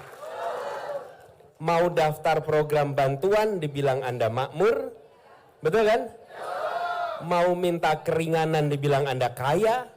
Sementara kemampuannya tidak ada untuk bisa membiayai. Itulah sebabnya mengapa pendidikan tinggi kita akan buat agar tanggung jawab negara dalam biaya lebih tinggi daripada tanggung jawab keluarga. Saya kasih contoh nih. Zaman saya kuliah dulu, ini dulu tapi biayanya itu 1 juta per siswa. Saya bayar SPP 97.000. Artinya apa? 10% ditanggung keluarga, 90% ditanggung oleh negara. Tapi hari ini seakan terbalik. Seakan keluarga yang harus menanggung seluruh biaya, negara menjadi nanggung sedikit. Ini harus diubah. Dan perubahan artinya memberikan akses yang setara bagi pendidikan kita. Itu kira-kira contohnya. Gitu ya, Uni Fitri? Oke. Teruslah menulis. Terima kasih. Terima kasih Pak Anies dan Uni Fitri untuk tanya jawabnya. Oke, kita lanjutkan. Tadi bagian sisi ini udah, kita lanjut ke sisi ini ya. Oke, turun dulu tangannya. Udah Uni, semua Bapak Ibu, teman-teman. Kita hitung ya. 1, 1, 1. Yang kerudung biru terang boleh, Ibu.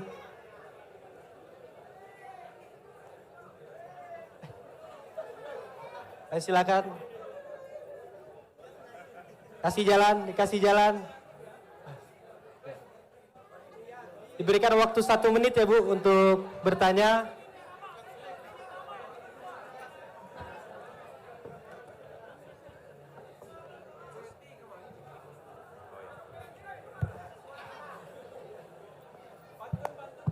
Bismillahirrahmanirrahim. Assalamualaikum warahmatullahi wabarakatuh. Saya mulai dari pantun boleh ya?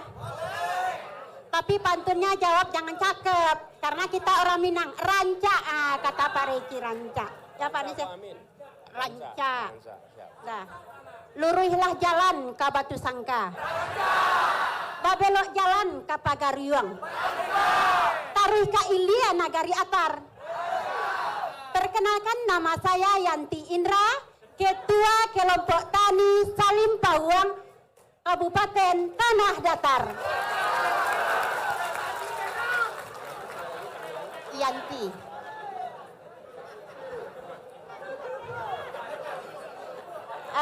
Abah Anies, saya mau menanyakan tentang pertanian karena saya adalah ketua kelompok tani. Pak Anies ada programnya itu kontrak farming. Nah, sebagai ketua kelompok tani kami sangat merasa bangga dengan harapan-harapan para petani ke depan. Nah, yang jadi permasalahan hari ini adalah, nah, kami ini adalah petani hortikultura. Nah, jadi barang itu sayur-sayuran yang harus cepat dikirim. Kalau di sini kami mengirimnya kebanyakan ke daerah Riau. Nah, di samping ketua kelompok tani, saya mewakili ini dari pedagang-pedagang sayur. Nah, mereka juga mengeluh, kalau program Pak Anies itu jalan, kontrak kerja, petani dengan pemerintah, kami sebagai pedagang ini bagaimana nasibnya? Demikian Pak Anies, terima kasih. Assalamualaikum warahmatullahi wabarakatuh. Ya, jadi begini, kami di dalam menyusun sebuah program tidak pernah berjalan sendirian. Jadi Ibu Yanti tidak pernah jalan sendirian. Kami selalu melibatkan semua stakeholder agar tidak mematikan ekosistem. Contoh ya, kami di Jakarta, ada daerah-daerah banyak di Jakarta itu yang kesulitan air bersih. Ini contoh kasus. Lalu kami dari negara menyiapkan air bersih. Tapi kami tidak ingin mematikan orang-orang yang selama ini bekerja, berjualan air. Ya, cuman bedanya apa? Kalau dulu mereka berjualan air harus mencari ke tempat yang jauh, sekarang kami siapkan airnya dekat situ, lalu mereka bisa mengambil air dari kami dan tetap berdagang. Jadi rakyat terima air bersihnya, yang dagang tidak mati kegiatan perdagangannya. Oke? Yang kedua, ketika kami menata transportasi umum di Jakarta itu ada dulu, ini pernah ke Jakarta kan?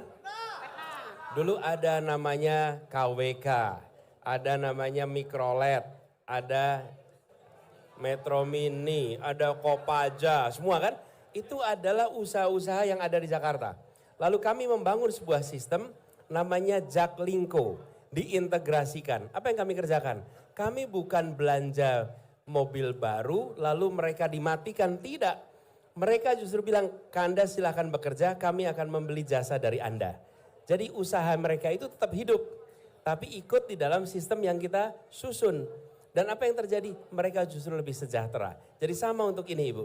Nanti kami akan ajak bicara semua pelaku tata usaha, kita tata sama-sama, tata niaga, sehingga tata niaganya itu berkeadilan. Supaya mereka yang sudah hidup di dalam sektor ini, itu tetap bisa hidup, tetapi tidak terjadi rente. Apa rente itu? Ya permainan pemainan harga, pengelolaan jumlah, informasinya dibuat setara. Sehingga harga di tempat produksi dengan harga di pasar akhir dan harga di tiap level itu diketahui. Silahkan ambil margin, tapi ambil margin yang masuk akal. Nah yang sering terjadi adalah kita tidak tahu harga di sentra produksi, kita taunya cuma harga di ujung pasar, disitulah markup dan rente itu terjadi. Jadi kita ingin tata Bu. Jadi insya Allah nanti para pedagang juga akan tetap bisa hidup, walaupun kita nanti siapkan mekanisme untuk ada kontrak farming, gitu ya? Ya, hidup Pak Anies. Saya akhiri dengan pantun lagi ya. Apa- Kalau apa, Bu? Anda pergi ke Maluku, jangan lupa beli sepatu. Oke. Kalau Anda nanti ikut pemilu, jangan lupa pilih yang nomor 1. Terima kasih Ibu. Oke, silakan duduk Ibu. Ya, terima kasih Ibu atas pertanyaannya. Oke. Ya. Oh, yang ini penentunya moderator Iya. bukan saya. Pak Anies cuma Saya keliling-keliling aja. bagian menjawab. Saya Oke. tidak punya hak untuk memilih. Oke, siap. Kita lanjutkan ya. Oke, teman-teman, udah Uni. Kita lanjutkan di bagian sini. Tangannya turun dulu. Tangannya turun dulu. Tangannya turun dulu. Habis. Tangannya turun dulu. Oke. 1, 1, 1. Paling belakang laki-laki. Maaf. Ya, habis ini. Paling belakang laki-laki tadi. Ya, silakan. Ayo, Yuk. ke depan. Ayo, waktu, durasi. Kasih jalan, kasih jalan. Kasih jalan. Kasih jalan. Perkenalkan nama ya dan Ya. kesibukannya apa. Ini saya itu dari tadi saat memandang ini wajahnya cerah semua ya di sini ya. Masya Allah. Oke, Pak Anies izin Yuk, penanya untuk bertanya. Silakan. Waktu 1 Saya menit sambil untuk bertanya. berdiri nggak apa-apa ya. Ya. Dari tadi duduk terus soalnya. Oke, bismillahirrahmanirrahim. Assalamualaikum warahmatullahi wabarakatuh. Salam. Oke, Pak Anies, di sini saya mewakili Nama, daripada nama, Perempuan. nama. Ya. Perkenalkan, nama saya Dery Pratama. Saya alumni dari UIN Mahmud Yunus Nusantara, Pak Anies. Jadi di sini pertama sebelum saya bertanya Pak Anies, saya ingin minta 2 hal kepada Pak Anies. Yang pertama itu Pak Anies orang yang luar biasa, tetapi saya ingin menjawab di sini tidak memakai dengan kalimat-kalimat yang tinggi Pak Anies. Karena di sini tidak semuanya yang memahami kalimat-kalimat tinggi seperti yang di TV itu Pak Anies. Yang kedua, jangan banyak janji di antara masyarakat hari ini. Jadi di sini pertanyaan saya Pak Anies, pertanyaan saya mengutip daripada perkataan Tan Malaka itu. Kata Tan Malaka, tujuan daripada pendidikan itu adalah mempertajam pengetahuan, memperkukuh kemauan, dan memperhalus perasaan Pak Anies. Jadi dari kalimat itu, kami sebagai mahasiswa, kami sebagai orang yang pernah belajar itu, banyak di antara kami yang hari ini telah menjalankan 3 hal itu Pak Anies, tetapi merasa ketakutan. Karena apa? Karena setelah sekolah, setelah berkuliah itu takut tidak mendapatkan pekerjaan. Selanjutnya, banyak diantaranya orang-orang elit yang berada di pemerintahan itu Pak Anies tidak mendengarkan dan tidak mau membawa kami masuk ke dalam pemerintahan itu. Jadi Pak Anies saya minta penjelasannya, kami dari sektor kawan-kawan mahasiswa dan dari seluruh yang pernah berkuliah Pak Anies. Sekian, terima kasih. Sulit cari kerja. Jangan tinggi-tinggi, sederhana aja. Sulit cari kerja, gitu kan? Nah, gitu. Rupanya dia yang ngomongnya rumit nih. Saya mencoba mencari apa nih maksudnya. Ternyata pertanyaan sederhana, bagaimana cepat cari kerja, gitu. Jadi yang berbelit-belit siapa ini?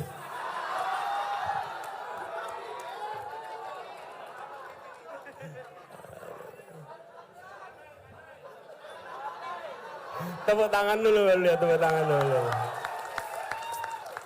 Ya. Gini, makasih. Namanya sekali lagi siapa? Panggilannya? Dery. Bung Dery, terima kasih Bung Dery. Jadi kita tadi pertanyaan, jangan banyak janji. Saya ingin komentari dulu soal jangan banyak janji.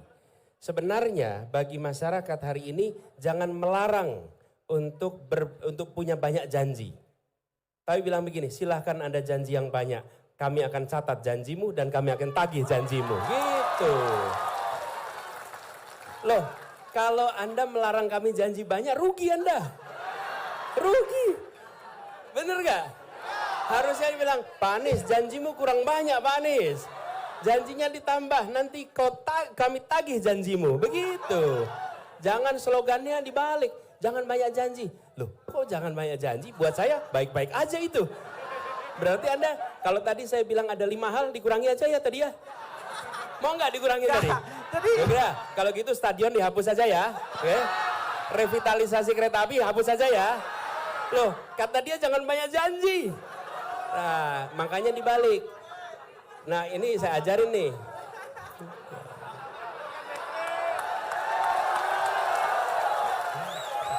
Bener gak? Bener gak tuh? Jadi justru bilang begini, Pak Anies, kami rekam kalimatmu. Satu saat kami tagih janjimu. Begitu. Jadi nanti kalau ketemu dengan siapapun yang berkampanye, katakan, kurang janjimu, tambahin ini, 1, 2, 3, 4, gitu ya. Setuju ya? Oke.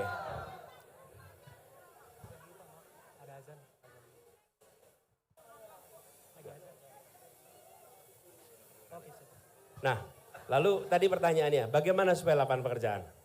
Ya betul, Tan Malaka pernah mengatakan itu. Tujuannya mempertajam kecerdasan, memperkuat kemauan, memperhalus perasaan. Itu dikatakan Tan Malaka. Dan kita semua ingat kalimat itu. Nah sekarang kita harus ingat bahwa pendidikan bukan sekedar persiapan kerja. Dan pendidikan bukan semata-mata untuk menciptakan penjajah ilmu pengetahuan yang akan menjual ilmunya kepada orang-orang yang akan membayar dengan harga termahal. Bukan, pendidikan adalah mengembangkan potensi yang ada dalam dirinya. Untuk menjadi manusia yang berakhlak, manusia yang punya kompetensi, manusia yang punya skill, manusia nanti yang memberikan manfaat bagi dirinya dan lingkungannya. Itulah fungsi pendidikan. Sehingga pendidikan itu membekali seseorang sesuai dengan potensinya. Kira-kira begitu. Seperti yang dikatakan juga oleh Tan Malaka. Nah, sekarang tantangan kita apa? Tantangan kita begini. Tantangan kita bukan anak-anak saja yang tidak bisa mendapat pekerjaan, tapi pekerjaannya yang kurang banyak. Jumlah yang lulus dengan lapangan pekerjaannya tidak seimbang, nggak seimbang. Katakanlah begini, yang lulus 100 pekerjaannya 60. Otomatis 40 nggak dapat pekerjaan. Itu sebabnya kami selalu katakan, kita ingin kebijakan pertumbuhan ekonomi yang menciptakan pemerataan dan keberlanjutan. Itu istilahnya pertumbuhan yang berkualitas. Bila saya harus memilih pertumbuhan ekonomi yang tinggi tanpa pemerataan, atau pertumbuhan ekonomi yang menengah dengan pemerataan, maka saya akan katakan pertumbuhan ekonomi yang menengah dengan pemerataan. Nah, pemerataan itu artinya juga kesempatan kerja. Jadi investasi yang terjadi sekarang ini tinggi sekali. Kita lompat investasinya dari sekitar 400 triliun per tahun 2013 menjadi 1.200 triliun di tahun 2022. Lompat itu 3 kali lipat. Tetapi penyerapan tenaga kerjanya tidak meningkat. Kenapa? Karena investasinya di bidang yang padat modal. Ini yang kita ingin dorong ke depan. Investasi di padat karya dan investasi dorong untuk sektor informal mikro. Karena itu menyerap tenaga kerja banyak. Jadi dengan begitu nanti teman-teman lulus kuliah, lulus sekolah lebih mudah dapat pekerjaan. Bukan semata-mata karena mampu atau tidak mampu. Tapi karena lapangan pekerjaannya tersedia. Gitu. Jadi itu saya rasa bahasanya udah sederhana sekali itu untuk menjawab pertanyaan yang tadi lebih rumit bahasanya ya. Gitu ya? Oke, siap. Oke, terima kasih Pak Anies. Oke. Jadi terakhir Bang, terakhir. Cukup. Jadi terima kasih. Udah menjawab ya, udah menjawab. Jadi terakhir saya mengklarifikasi terkait itu memang benar. Saya berdiri di sini karena ingin belajar dari beliau. Kalau saya salah, berarti beliau adalah orang hebat.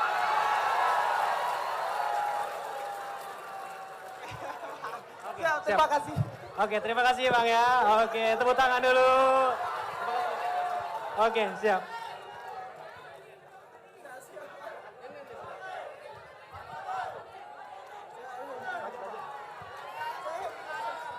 Saya bilang tulis nomor HP-nya biar fotonya bisa dikirim. Oke, siap. Sembari ini kita lanjutkan lagi pertanyaan dari penanya. Jadi di hari ini, oke.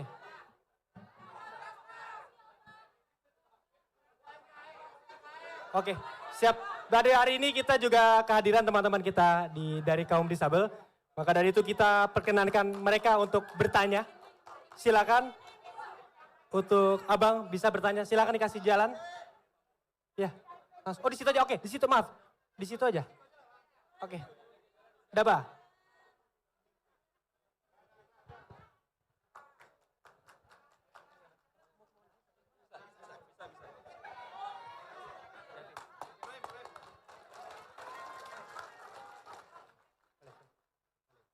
Oke, mari. Ya siap, oke, bareng aja ya. Siap. Oke, silakan memperkenalkan diri, asal dan mungkin satu-satu aja pertanyaannya ya. Oke, boleh.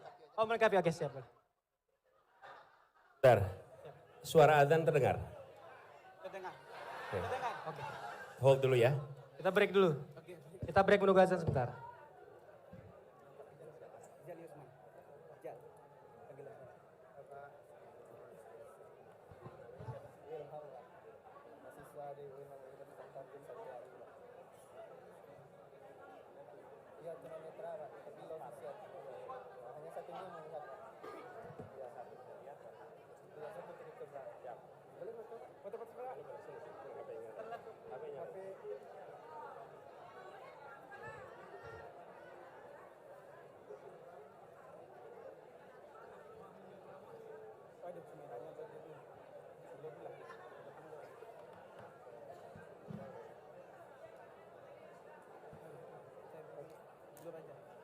Dari belakang aja Pak. Berapa kepet apa?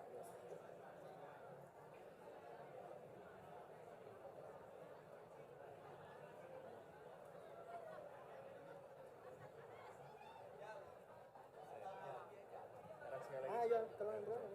Ya, Pak, tolong.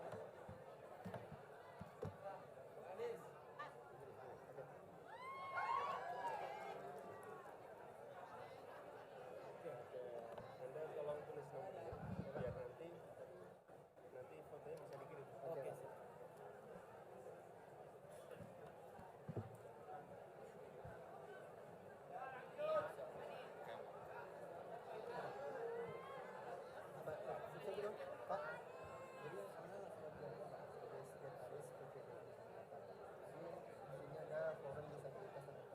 Yang anggotanya itu di sekitar saat ini Pak 2.753 orang disabilitas dan itu yang terdata Pak.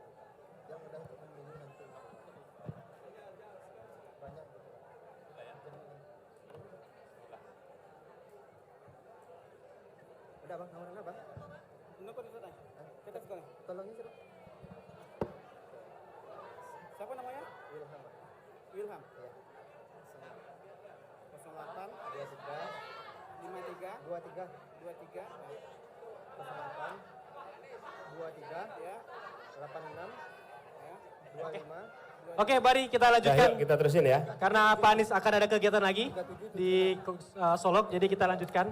Untuk pertanyaan bisa langsung ditanya dengan waktu 1 menit. Assalamualaikum warahmatullahi wabarakatuh. Perkenalkan, nama saya Pak Anies Jali Usman. Saya kelompok disabilitas dari Tanah Datar. Dan saya adalah tamatan S1 Teknik Elektro ITP, Institut Teknologi Padang. Dan saya pernah menjabat sebagai Presiden Mahasiswa 2012 sampai 2013. Jali Usman. Jal. Ya, Jal. Dia panggilan saya. Dan saya di sini hanya mewakili teman-teman disabilitas untuk mempertanyakan. Dan satu lagi, saya saat ini punya usaha kecil-kecilan, yaitu usaha Sabana Fried Chicken. Yang nanti insya Allah Pak Anies bisa mampir makan di tempat saya makan siang. Sabana Fried Chicken, ayam goreng. Ya, terima kasih Pak Anies. Dan pertanyaan saya adalah, apakah penyandang disabilitas berhak untuk mendapat pekerjaan? Dan bagaimana cara kami orang disabilitas untuk mendapatkan pekerjaan tersebut? Dan yang kedua, kalau Bapak terpilih sebagai presiden, apakah hak-hak yang kami peroleh sebagai penyandang disabilitas? Itu, terima kasih Pak Anies, itu pertanyaan dari kami. Yang kedua dari kawan saya lagi. Oke Pak, perkenalkan nama saya Wilham Sofnianto. Saya berasal dari mahasiswa UIN Mahmud Yunus Batu Sangkar, Pak. Jadi saya adalah seorang mahasiswa yang menyandang disabilitas tunanetra itu di UIN Mahmud Yunus Batu Sangkar, Pak. Tetapi saat sekarang ini kami di penyandang disabilitas belum mendapatkan perhatian yang lebih dari pemerintah khususnya, Pak. Padahal itu sudah ada undang-undangnya di undang-undang Pak gitu, tetapi undangan tersebut belum dilengkapi oleh pejabat saat ini Pak gitu Pak. Jadi mohon harapannya nanti kalau kami nanti hak-hak kami itu terpenuhi nantinya untuk pemerintahan Pak gitu Pak. Oke, kembalikan Pak. Oke, makasih Bung Jal dan Wilham. Sebagai informasi saja bahwa kegiatan ini rekamannya, bukan rekamannya, streamingnya itu menggunakan juga bahasa isyarat sehingga semua orang bisa melihat dengan bahasa isyarat kegiatan ini. Jadi ini sebagai bentuk komitmen kami. Dan saya ingin sampaikan, menjawab tadi, ketika bicara besok, maka jangan hanya bagi saya bukan menjelaskan besok mau apa. Saya jelaskan besok sudah apa. Kemarin sudah apa. Kemarin itu artinya apa? Saya mau jelaskan ketika kami bertugas di Jakarta, ada kebijakan-kebijakan kita buat. 1 dari lapangan pekerjaan. Semua rekrutmen pegawai di Jakarta minimal 1% harus penyandang disabilitas. Minimal 1%. Sehingga setiap rekrutmen penyandang disabilitas itu dapat. Yang kedua, semua kegiatan di Pemprov DKI Jakarta, semua kegiatan, maka harus ada penterjemah bahasa isyarat dalam event apapun juga. Jadi pidato apapun di sampingnya pasti ada penterjemah bahasa isyarat. Semua produk komunikasi yang dihasilkan harus ada subtitlenya supaya bisa dibaca oleh penyandang disabilitas. Jadi itu komitmen kita. Lalu yang kedua, kebijakan-kebijakan yang kita susun terkait sarana prasarana, kita undang penyandang disabilitas untuk memberitahu apa yang dibutuhkan. Bila teman-teman semua melihat Jakarta International Stadium, maka itu bisa dibilang salah satu stadion dengan fasilitas untuk penyandang disabilitas terlengkap di Indonesia. Jadi ada barisan-barisan khusus untuk orang-orang yang duduk dengan kursi roda. Jadi di atas stadion dan di atas itu, bukan di paling bawah, di atas yang mereka bisa menikmati sepak bola seperti warga lainnya. Jadi kami sampaikan kepada Bung Jal dan Wilham bahwa insya Allah ke depan ketika amanat itu diberikan di skala nasional, maka kebijakan yang setara akan kita lakukan juga di tingkat nasional.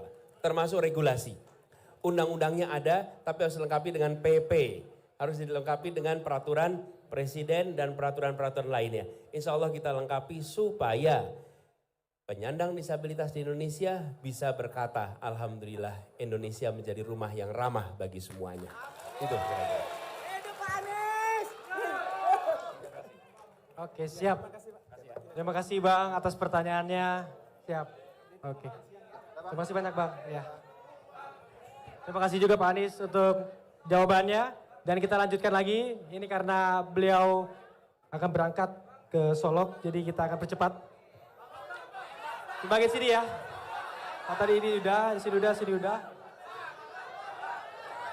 Satu, turun dulu tangan ya semuanya. Oke. Oke, satu. Yang ke meja hijau silakan. Maju ke depan.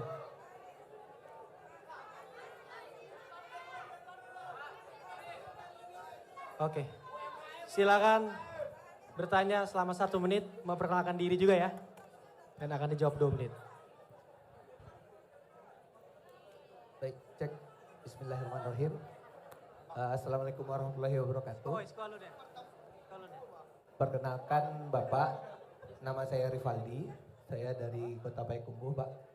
Jadi saya punya keresahan Pak di bidang riset dan energi terbarukan. Ya, itu di 2014 lalu kan ada anak negeri, anak Minang, itu namanya Ricky Alson. Udah Ricky itu kan punya riset mobil listrik Pak pada saat 2014. Tapi saya yakin riset beliau itu dijegal oleh oligarki. Sehingga mobil listriknya nggak lanjutkan risetnya. Bapak Dahlan Iskan tersangka korupsi. Jadi itu Pak. Dan yang kedua, ini di Sumatera Barat itu punya potensi tentang pembangkit listrik tenaga panas bumi, PLTPB. Jadi yang sekarang pun yang Bapak landing dari pesawat mungkin nampak bencana erupsi. Di sana kan ada apa Pak? Potensinya juga untuk pembangunan pembangkit listrik tenaga panas bumi. Nah, yang apanya? Tapi aktualnya kan belum ada yang berani untuk membangun pembangkitnya. Dan ada juga di daerah kami telah dibangun, tapi masyarakat di sana dizolimi Pak. Mungkin ya pertanyaannya, kalau kami ada istilahnya membangkit batang tarandam dan basah sawah di atas, basah sawah di atas, lambuk sawah di bawah. Jadi pertanyaannya itu, ya gimana Bapak mendukung inovasi anak negeri? Ya, dan gimana Bapak untuk menggait oligarki agar tidak menzolimi putra-putri daerah negeri sendiri? Oke. Ya, tadi pepatahnya artinya apa itu? Kalau membangkit batang terendam tuh ya menaikkan taraf kehidupan lah Pak gitu. Gitu yang seperti yang telah dilakukan oleh Udariki. Dan satu lagi pepatahnya basah sawah di atas, lambuk sawah di bawah, baraya sawah di atas, lambuk sawah di bawah. Itu maksudnya ketika sawah di atas tuh Pak sejahtera, di bawahnya juga ikut merasakan, nggak hanya di atasnya aja gitu Pak. Ya. Merembes ke bawah gitu ya. Ya, kalau sawah di atas bukit berair, maka yang lainnya akan dapat air. Oke, indah sekali itu pepatahnya ya. Oke, gini. Pertama soal inovasi. Inovasi oleh anak-anak muda itu harus difasilitasi. Bahkan inovasi oleh negara itu harus difasilitasi. Selama ini anggaran untuk riset, apalagi riset yang bidangnya murni, itu sedikit. Kami melihat anggaran itu harus dibesarkan supaya peneliti-peneliti di Indonesia bisa melakukan penelitian dan lebih jauh lagi melakukan inovasi di bidang-bidang yang memberikan manfaat langsung kepada masyarakat. Kami membayangkan kenaikan itu bertahap. Sekitar misalnya 20%, 25%, sehingga dalam 5 tahun nanti akan bisa meningkat 100%. Dengan begitu maka inovasi-inovasi bisa dibiayai. Kemudian yang kedua adalah perlindungan atas produk-produk hasil inovasi dengan cara apa? Diberikan kesempatan di dalam negeri. Bila kita tidak memberikan kesempatan kepada hasil inovasi anak bangsa, maka siapa lagi yang akan memberikan kesempatan kalau bukan negara? Jadi negara yang harus memfasilitasi. Dengan cara seperti itu, maka hasil terobosan dan lain-lain dipraktekkan di Indonesia dan harapannya nanti kita akan bisa muncul di skala internasional. Paling gampang aja teman-teman sekalian. Kalau teman-teman lihat di bandara itu kan ada garbarata ya. Kalau turun dari pesawat, itu akan turun ada jembatan itu. Itu salah satu produk terbanyak adalah dari Indonesia. Inovasi anak Indonesia. Dan sekarang di bandara-bandara internasional di berbagai tempat di dunia menggunakan garbarata buatan Indonesia. Kenapa? Karena anak-anak Indonesia sebetulnya inovatif. Hanya kan nggak kelihatan, itu kan bukan produk rumah tangga ya, jadi tidak terlihat. Jadi saya setuju untuk difasilitasi. Dan negara itu bisa mengatur swasta. Jadi private sector itu ikut bila negara mengambil sikap memfasilitasi. Begitu ya? Oke, makasih Bung Rivaldi. Siap, terima kasih untuk jawabannya. Siap, kita lanjutkan ke pertanyaan terakhir ini ya. Berarti. Karena beliau akan berangkat. Kita buka di sesi bagian ini tadi belum ya? Oke, siap. Satu. Pakai baju hijau, silakan maju ke depan. Mohon maaf jika semuanya tidak bisa dituju karena waktu juga dan durasi.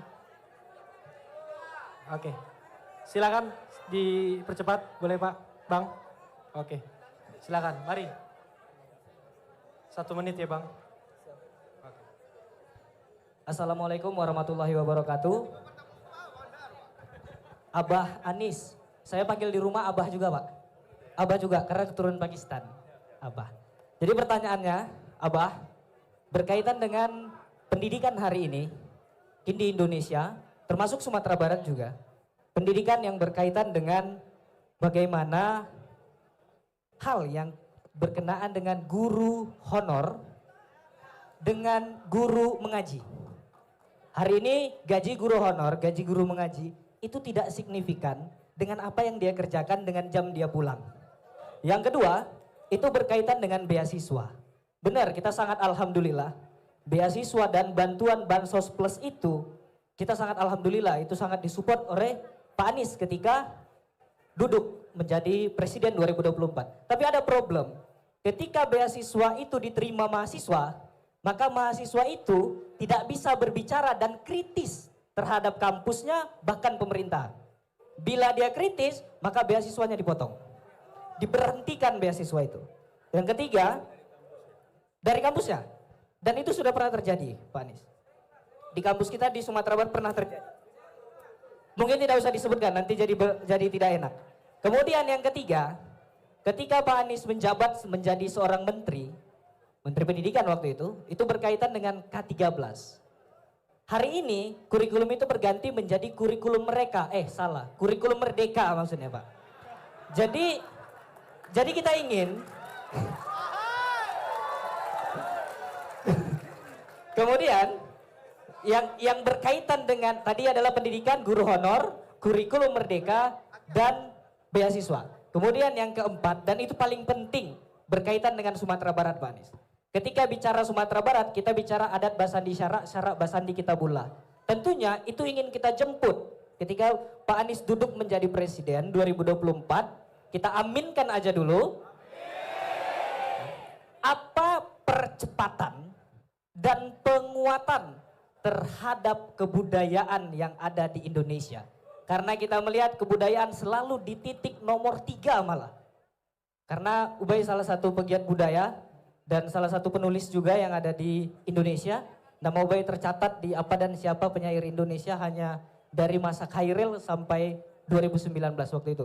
Terima kasih. Oke. Saya kembalikan ke moderator atau langsung ke Abah Anis. Langsung ke apa Anis? Ya, Bung Ubay, 4 pertanyaan besar dalam waktu 2 menit. Nah, ini namanya mission impossible. Gini, guru honor. Kita akan lakukan restrukturisasi terkait dengan bagaimana pengajian itu dilakukan dan kemudian pengangkatan secara bertahap. Sehingga semua bisa memiliki status yang lebih baik sehingga mereka tidak terlunta-lunta sebagai guru honor. Ini salah satu isu yang di mana-mana ada. Bagaimana kita berharap pendidikan kita maju kalau kita tidak mau mengurus orang-orang yang mau mendidik anak-anak kita? Ini pertanyaan sederhana sekali. Kemudian yang kedua, kurikulum. Saya berpandangan kita lebih konsentrasi pada peningkatan kompetensi kualitas guru daripada gonta-ganti kurikulum. Itu yang kita ingin lakukan. Karena seperti begini, memanah meleset. Yang kita kerjakan apa? Yang kita kerjakan ganti anak panahnya, ganti busurnya. Tapi yang memanahnya tidak pernah dilatih untuk bisa memanah dengan lebih baik. Pendidikan nggak maju, ganti kurikulumnya, ganti bukunya. Ya kalau buat proyek memang itu menguntungkan. Tapi kalau untuk peningkatan pendidikan, ya dilatihlah orangnya supaya bisa memanah dengan baik. Jadi begitu kira-kira. Dan pendidikan itu intinya apa sih? Interaksi antara pendidik dan peserta didik. Supaya memastikan interaksinya sama di semua tempat, disiapkanlah kurikulum. Supaya sama di tiap generasi, siapkan kurikulum. Sederhananya begitu. Tapi intinya adalah interaksi antara pendidik dan peserta didik. Nah kalau pendidiknya kompeten, baik, dan bisa menjadi guru yang baik, insya Allah sisanya akan lebih mudah. Kemudian yang ketiga, kebebasan berbicara. Kebebasan berbicara itu insya Allah kita jamin. Tidak ada lagi kritik kepada negara yang kemudian diproses menjadi kriminal. Sama sekali tidak. Itulah sebabnya kemarin dikatakan slogannya Wakanda No More, Indonesia Forever. Supaya tidak perlu lagi takut mengkritik apa yang dikerjakan oleh negara. Jadi kebebasan untuk berpendapat, mengkritik negara itu harus dilindungi. Jangan justru malah dimatikan. Sekarang ada pertanyaan mungkin. Kenapa kritik kepada pemerintah itu jangan dimatikan? Kenapa? Ini demi kepentingan pemerintah itu sendiri. Demi kepentingan pemerintah sendiri. Demi kepentingan rakyat itu sendiri. Sekarang ya, Bung Ubay. Bung Ubay, ketika saya berbicara begini, Bung Ubay mengkritik. Pak Anies, Anda tidak melihat orang yang di belakang. Anda hanya melihat orang yang di depan Anda. Mereka yang di belakang tidak dapat perhatian. Oke, saya tengok ke belakang. Oke, dapat perhatian nih. Oke, kemudian Pak Anies, Anda nggak cukup. Yang kirinya belum dilihat. Saya tengok pula ke kiri. Dikritik lagi, saya tengok kanan. Apa yang terjadi? Semua dapat perhatian. Kenapa? Karena ada kritik. Tapi begitu Ubay mengkritik Pak Anies yang di belakang tidak, kau diam. Saya sedang berbicara sekarang. Diproses. Apa yang terjadi? Yang rugi saya, yang rugi mereka. Betul tidak? Apalagi udah tarik-tarik ya. Nggak boleh. Nggak bisa. Jadi nanti ditantang. Janganlah. Dah. Apa yang sesungguhnya terjadi? Ketika kritik itu diberikan, mungkin saya lagi semangat-semangatnya bicara dikritik menjadi nggak nyaman. Ini lagi semangat-semangatnya ngomong, dikasih tahu, Pak, kau salah alamat. Itu yang di belakang nggak diperhatikan. Tidak boleh karena kita sedang memegang mikrofon yang dibiayai oleh pajak rakyat. Jadi kita sedang menjalankan negara atas pajak rakyat. Ini bukan uang saya, ini uang negara. Jadi kebijakan-kebijakan kalau dikritik. Yang kedua, membuat publik ketika saya menjawab, tidak, saya mau konsentrasi ke sini. Kenapa saya konsentrasi ke sini? Karena hari ini yang membutuhkan perhatian di sini. Dia debat lagi, tidak Pak, yang belakang lebih perhatian. Saya memberikan argumen lagi, dia jawab lagi, saya argumen lagi. Apa yang terjadi? Semua menyaksikan argumen mana yang lebih masuk akal. Argumen mana yang lebih mencerahkan. Saya harus memberikan penjelasan tambahan. Dia kritik lagi, saya penjelasan tambahan. Yang kemudian membuat mencerdaskan kehidupan bangsa lewat perdebatan kebijakan karena ada kritik kepada kebijakan pemerintah. Ya, jadi di satu sisi saya akan bisa merespon, di sisi lain kalau menurut saya lebih tepat begini, saya harus berikan penjelasannya. Jadi kalau misalnya saya mengatakan kita perlu melakukan kebijakan A, lalu dikritik, saya harus jelaskan kenapa A itu lebih baik. Dijawab lagi, saya jelaskan lagi, siapa yang diuntungkan? Seluruh rakyat yang mendengarkan, gitu ya. Dan itu namanya mencerdaskan kehidupan bangsa. Karena itu saya sama pandangan dengan Bung Hatta. Apa yang dikatakan Bung Hatta? Bung Hatta itu mengatakan demikian. Setiap pemimpin adalah pendidik. Dan setiap pendidik adalah pemimpin.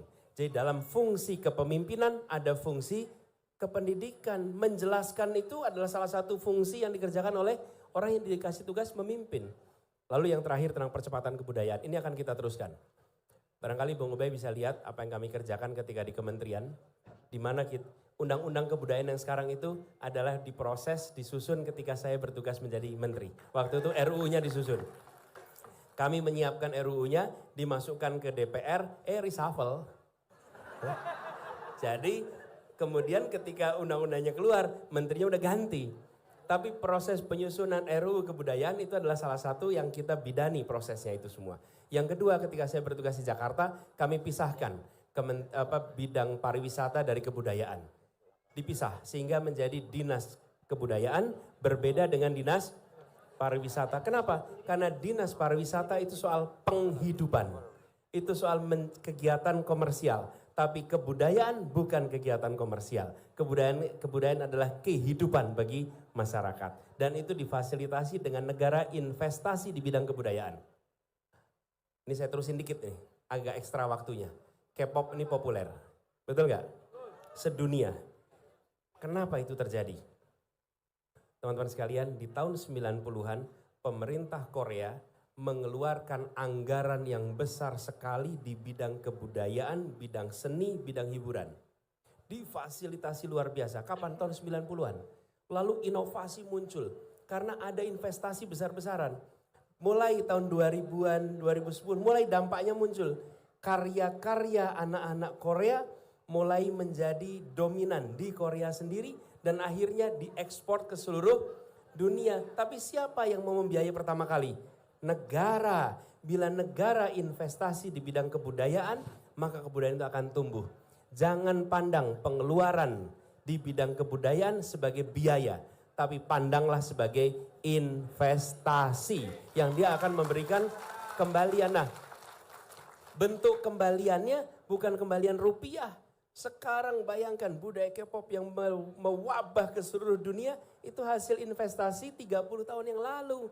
Tapi jangan berharap sebelum pemilu bisa ditunjukkan fotonya. Gak bisa, ini bukan jenis kegiatan ditunjukkan fotonya. Tapi ini investasi serius. Nah ini yang ingin kita lakukan. Kami ingin investasi di bidang kebudayaan supaya para budayawan bisa berkarya. Dan budaya Indonesia, karya-karya itu insya Allah menjadi tuan rumah di negeri sendiri dan tamu mempesona di negeri orang. Kira-kira gitu ya. Oke, siap. Terima kasih Pak Anies untuk jawabannya. Sekali lagi tepuk tangan untuk Pak Anies. Untuk jawabannya. Oke, ini karena masih ada yang mau bertanya nih Pak Anies. Kita buka satu lagi terakhir. Karena di bagian ini masih belum tadi ya. Mohon maaf udah unik karena ini segmen sesi terakhir. Kita hitung lagi di bagian sini. Turunkan dulu tangannya semuanya di sini. Kita hitung ya. 1, 1, 1. Yang pakai batik merah silakan nih dekat media. Oke. Silakan maju ke depan. Dipercepat ya.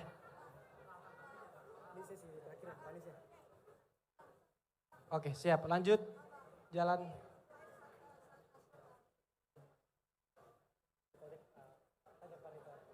Oke, mari silakan. Waktu 1 menit untuk bertanya dan menjawab 2 menit. Terima kasih. Bismillahirrahmanirrahim. Assalamualaikum warahmatullahi wabarakatuh. Perkenalkan Pak Anies, nama saya Dafri Donaldi. Saya Dafri, panggilan Dafri. Saya berasal dari Kabupaten Solok. Ya, Kabupaten Solok, Kecamatan Tigulurah, tepatnya di Nagari Batu Bajanjang, Pak Anies. Jadi saya menempuh sampai ke titik 0 ini 121 km. Gitu. Nah, begini, daerah saya itu termasuk yang tertinggal. Bayangkan saja Pak Anies, dari Nagari ke Jorong itu saya sebutkan Nagari Garabak Data, dengan Jorong Lubuk Tareh, itu harus melewati Kabupaten Damasraya. Betul nggak? Kemudian Nagari Sumiso itu ada jorongnya namanya Sariak Lawe. Sesuai dengan namanya, dia harus melewati Kabupaten Sijunjung. Nah, karena tidak ada akses, nah di sanalah terjadi kesulitan oleh masyarakat. Mulai dari pengurusan dan lain sebagainya, termasuk sinyal internet itu susah. Nah, saya mewakili teman-teman Gerakan Milenial Perubahan dari Kabupaten Solok, meminta komitmennya Pak Anies ketika nanti jadi presiden untuk bagaimana langkah konkret Pak Anies supaya daerah tertinggal di Kabupaten Solok itu tidak ada lagi. Yang pertama itu. Yang kedua pertanyaan saya Pak Anies, Waktu ya. jalannya nggak ada. Bahkan dari Nagari ke Jorong itu harus jalan kaki 1 hari. Setengah sampai 1 hari. Makanya orang alternatif lewat Damas Raya. Nah, pertanyaan saya yang kedua adalah, yang ketiga ya. Yang kedua, ini kan Pak Jokowi nge-share groundbreaking masalah IKN nih. Akhir-akhir ini. Pak Anies kan rada gimana gitu masalah IKN. Ya, jadi apa nggak mubazir nih Pak Anies? Bangunan-bangunan itu yang sudah dibangun gitu. Nah, apa solusi yang dari Pak Anies mengenai IKN ini sendiri? Terima kasih. Assalamualaikum warahmatullahi wabarakatuh. Lebih baik bangun istana di Nusantara atau membangun jalan-jalan di kampung yang belum ada infrastrukturnya tadi? Oke. Anda sendiri yang cerita tadi tuh. Dia yang cerita. Bahwa Anda sendiri cerita bahwa di kampung jalan belum ada. Betul tidak? Bukankah itu lebih penting dibangun daripada membangun sebuah istana? Betul tidak? Jadi setuju sekali bahwa kita harus memikirkan infrastruktur mikro. Infrastruktur mikro itu apa? Air bersih, gas, listrik, sinyal. Kalau sekarang udah menjadi infrastruktur sinyal. Lalu jalan-jalan sampai ke kawasan desa-desa. Itu infrastruktur yang tidak kelihatan. Kalau infrastruktur makro apa? Bandara, lalu tol, kemudian apa lagi? Bandara laut, kereta api, itu yang makro. Nah yang mikro ini yang sering terlewatkan. Jadi Bung Devri, kami ingin agar fasilitas dasar itu dibangun merata supaya kesempatan untuk tumbuh berkembang itu merata. Kalau infrastruktur dasar itu tidak merata, maka begitu ada peluang yang punya konektivitas tumbuh, yang tidak punya konektivitas tertinggal. Nah, kami melihat Indonesia ini luas. Jangan hanya membangun di satu lokasi. Karena itulah mengapa kita merencanakan mengupgrade lebih dari 40 kota di seluruh Indonesia. Di-upgrade kota-kota itu. Supaya tumbuh berkembang. Jadi seperti sekarang nih. Ini kita di kota mana nih? Tanah datar. Lalu Solo. Ada Pariaman. Ada Padang. Itu semua dinaikkan infrastrukturnya. Supaya dia bisa menjadi pusat-pusat perekonomian. Tapi kalau kita hanya membangun satu lokasi, dan satu lokasi itu bukan untuk kegiatan perekonomian, tapi untuk kegiatan pemerintahan. Kegiatan pemerintahan. Kalau pemerintahan itu artinya yang bekerja di situ siapa? Pegawai pemerintah. Bukan pabrik, bukan industri, betul tidak? Nah, jadi kami ingin anggaran kita yang terbatas itu dipakai untuk membiayai kebutuhan negeri daripada keinginan 1-2 orang. Nih, kita di rumah tangga biasa kan, ini kebutuhan atau keinginan? Anak-anak sering tanya gitu, Pak saya kepengen beli ini, pengen beli itu. Terus ayahnya tanya, ini kebutuhanmu atau keinginanmu? Keinginan, nah jangan dulu, kita bereskan kebutuhan dulu, baru bicara keinginan. Kita bereskan dulu kebutuhan dasar bangsa ini, baru kita bicara tentang keinginan kita, ya. Jadi gitu. Kemudian saya rasa itu menjawab dua-duanya. Lalu tempat yang tertinggal ini, itu sebenarnya sekalian kita bisa mengidentifikasi daerah mana saja yang infrastruktur dasar belum selesai. Itu harus diselesaikan, terutama konektivitas jalan. Bukan hanya di Sumatera, di Jawa pun masih banyak.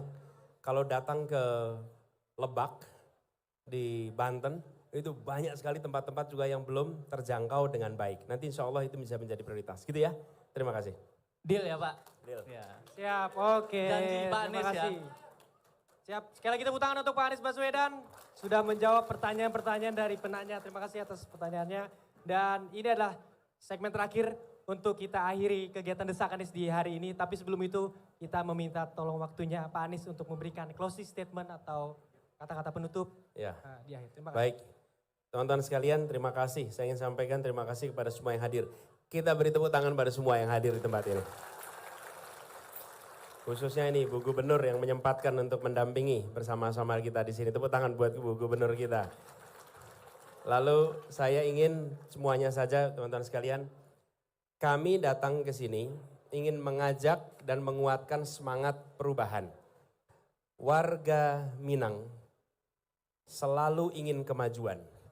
Warga Minang termasuk salah satu kelompok di bangsa Indonesia yang paling progresif sejak awal kita berjuang untuk kemerdekaan. Di tempat ini, saya sampaikan tadi, dilahirkan, ditumbuhkan begitu banyak pejuang. Dari mana? Ranah Minang. Dan masyarakat Minang sampai sekarang selalu ingin yang lebih baik, ingin progres. Karena itu saya menawarkan pada teman-teman sekalian. Kesempatan untuk dialog ini, untuk apa? Kami ingin agar Bapak Ibu sekalian punya pengetahuan, punya informasi bagaimana seseorang yang dicalonkan itu berpikir, bagaimana dia mengambil keputusan, bagaimana prioritasnya, bagaimana nilai yang dipegangnya, bagaimana komunikasinya. Dan itu dilakukan bukan dengan memasang banner di mana-mana, tapi dengan hadir dan berdialog di mana-mana. Nah, sesudah itu kemudian Bapak Ibu sekalian silahkan nanti menentukan pilihan. Dari semua hal yang kita bahas, yang tadi kita diskusikan, tidak mungkin 100% setuju, nggak mungkin. Nggak mungkin. Apa yang dikatakan oleh Anies lalu, oh saya setuju 100%, enggak. Mungkin Anda setuju 90%, mungkin Anda setuju 95%, mungkin setuju 60%. Tapi minimal Anda tahu saya setuju berapa persen. Saya setuju sekian persen. Tapi kalau tidak ada dialog, Anda tidak tahu sesungguhnya Anda setuju atau tidak setuju dengan apa yang dia pikirkan. Jadi saya menawarkan kesempatan ini untuk bisa dicek. Nah sesudah itu, saya tidak minta kepada teman-teman, Bapak Ibu sekalian untuk memilih nomor 1. Tidak, saya silahkan pilih 1, 2, atau 3. Tapi saya ingin Anda memilih dengan rasional. Rasional itu artinya membandingkan. Anda bandingkan apa? Apa saja. Tapi saya usul bandingkan rekam pikirannya, rekam karyanya, rekam prestasinya, rekam jejaknya, bandingkan. Setelah dibandingkan, jatuhkan pilihan. Ya. Dan kalau ingin perubahan, maka pilihannya adalah nomor 1. Kita ingin perubahan. Tadi saya jalan ketika masuk ke sini, mana ketua panitia tadi? Oh Pak Wakil Bupati yang menunjukkan saya, Pak Wakil Bupati.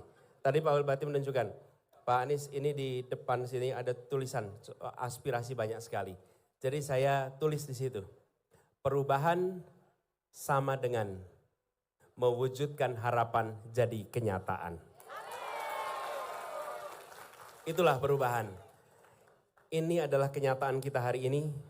Ini adalah harapan kita. Yang ditulis di sana itu harapan yang tinggi. Dan apa itu perubahan? Menaikkan kenyataan hari ini menuju harapan yang tadi dikatakan. Sehingga kita nanti insya Allah bisa mendapatkan yang kita harapkan. Tanpa perubahan kita tidak bisa mengubah kenyataan menjadi harapan. Nggak bisa. Menjadi kenyataan baru nggak bisa. Karena untuk bisa sampai pada harapan kita harus merubah kenyataan hari ini. Karena itulah rute perubahan adalah rute untuk menciptakan harapan jadi kenyataan. Insya Allah dari tanah datar kirimkan pesan perubahan untuk Sumatera Barat. Untuk seluruh warga Minang dimanapun berada. Karena warga Minang bukan hanya berada di sini, bukan? Orang Minang ada di mana-mana. Sebagian ada di Sumatera Barat, sebagian lagi di seluruh dunia. Bukan hanya di...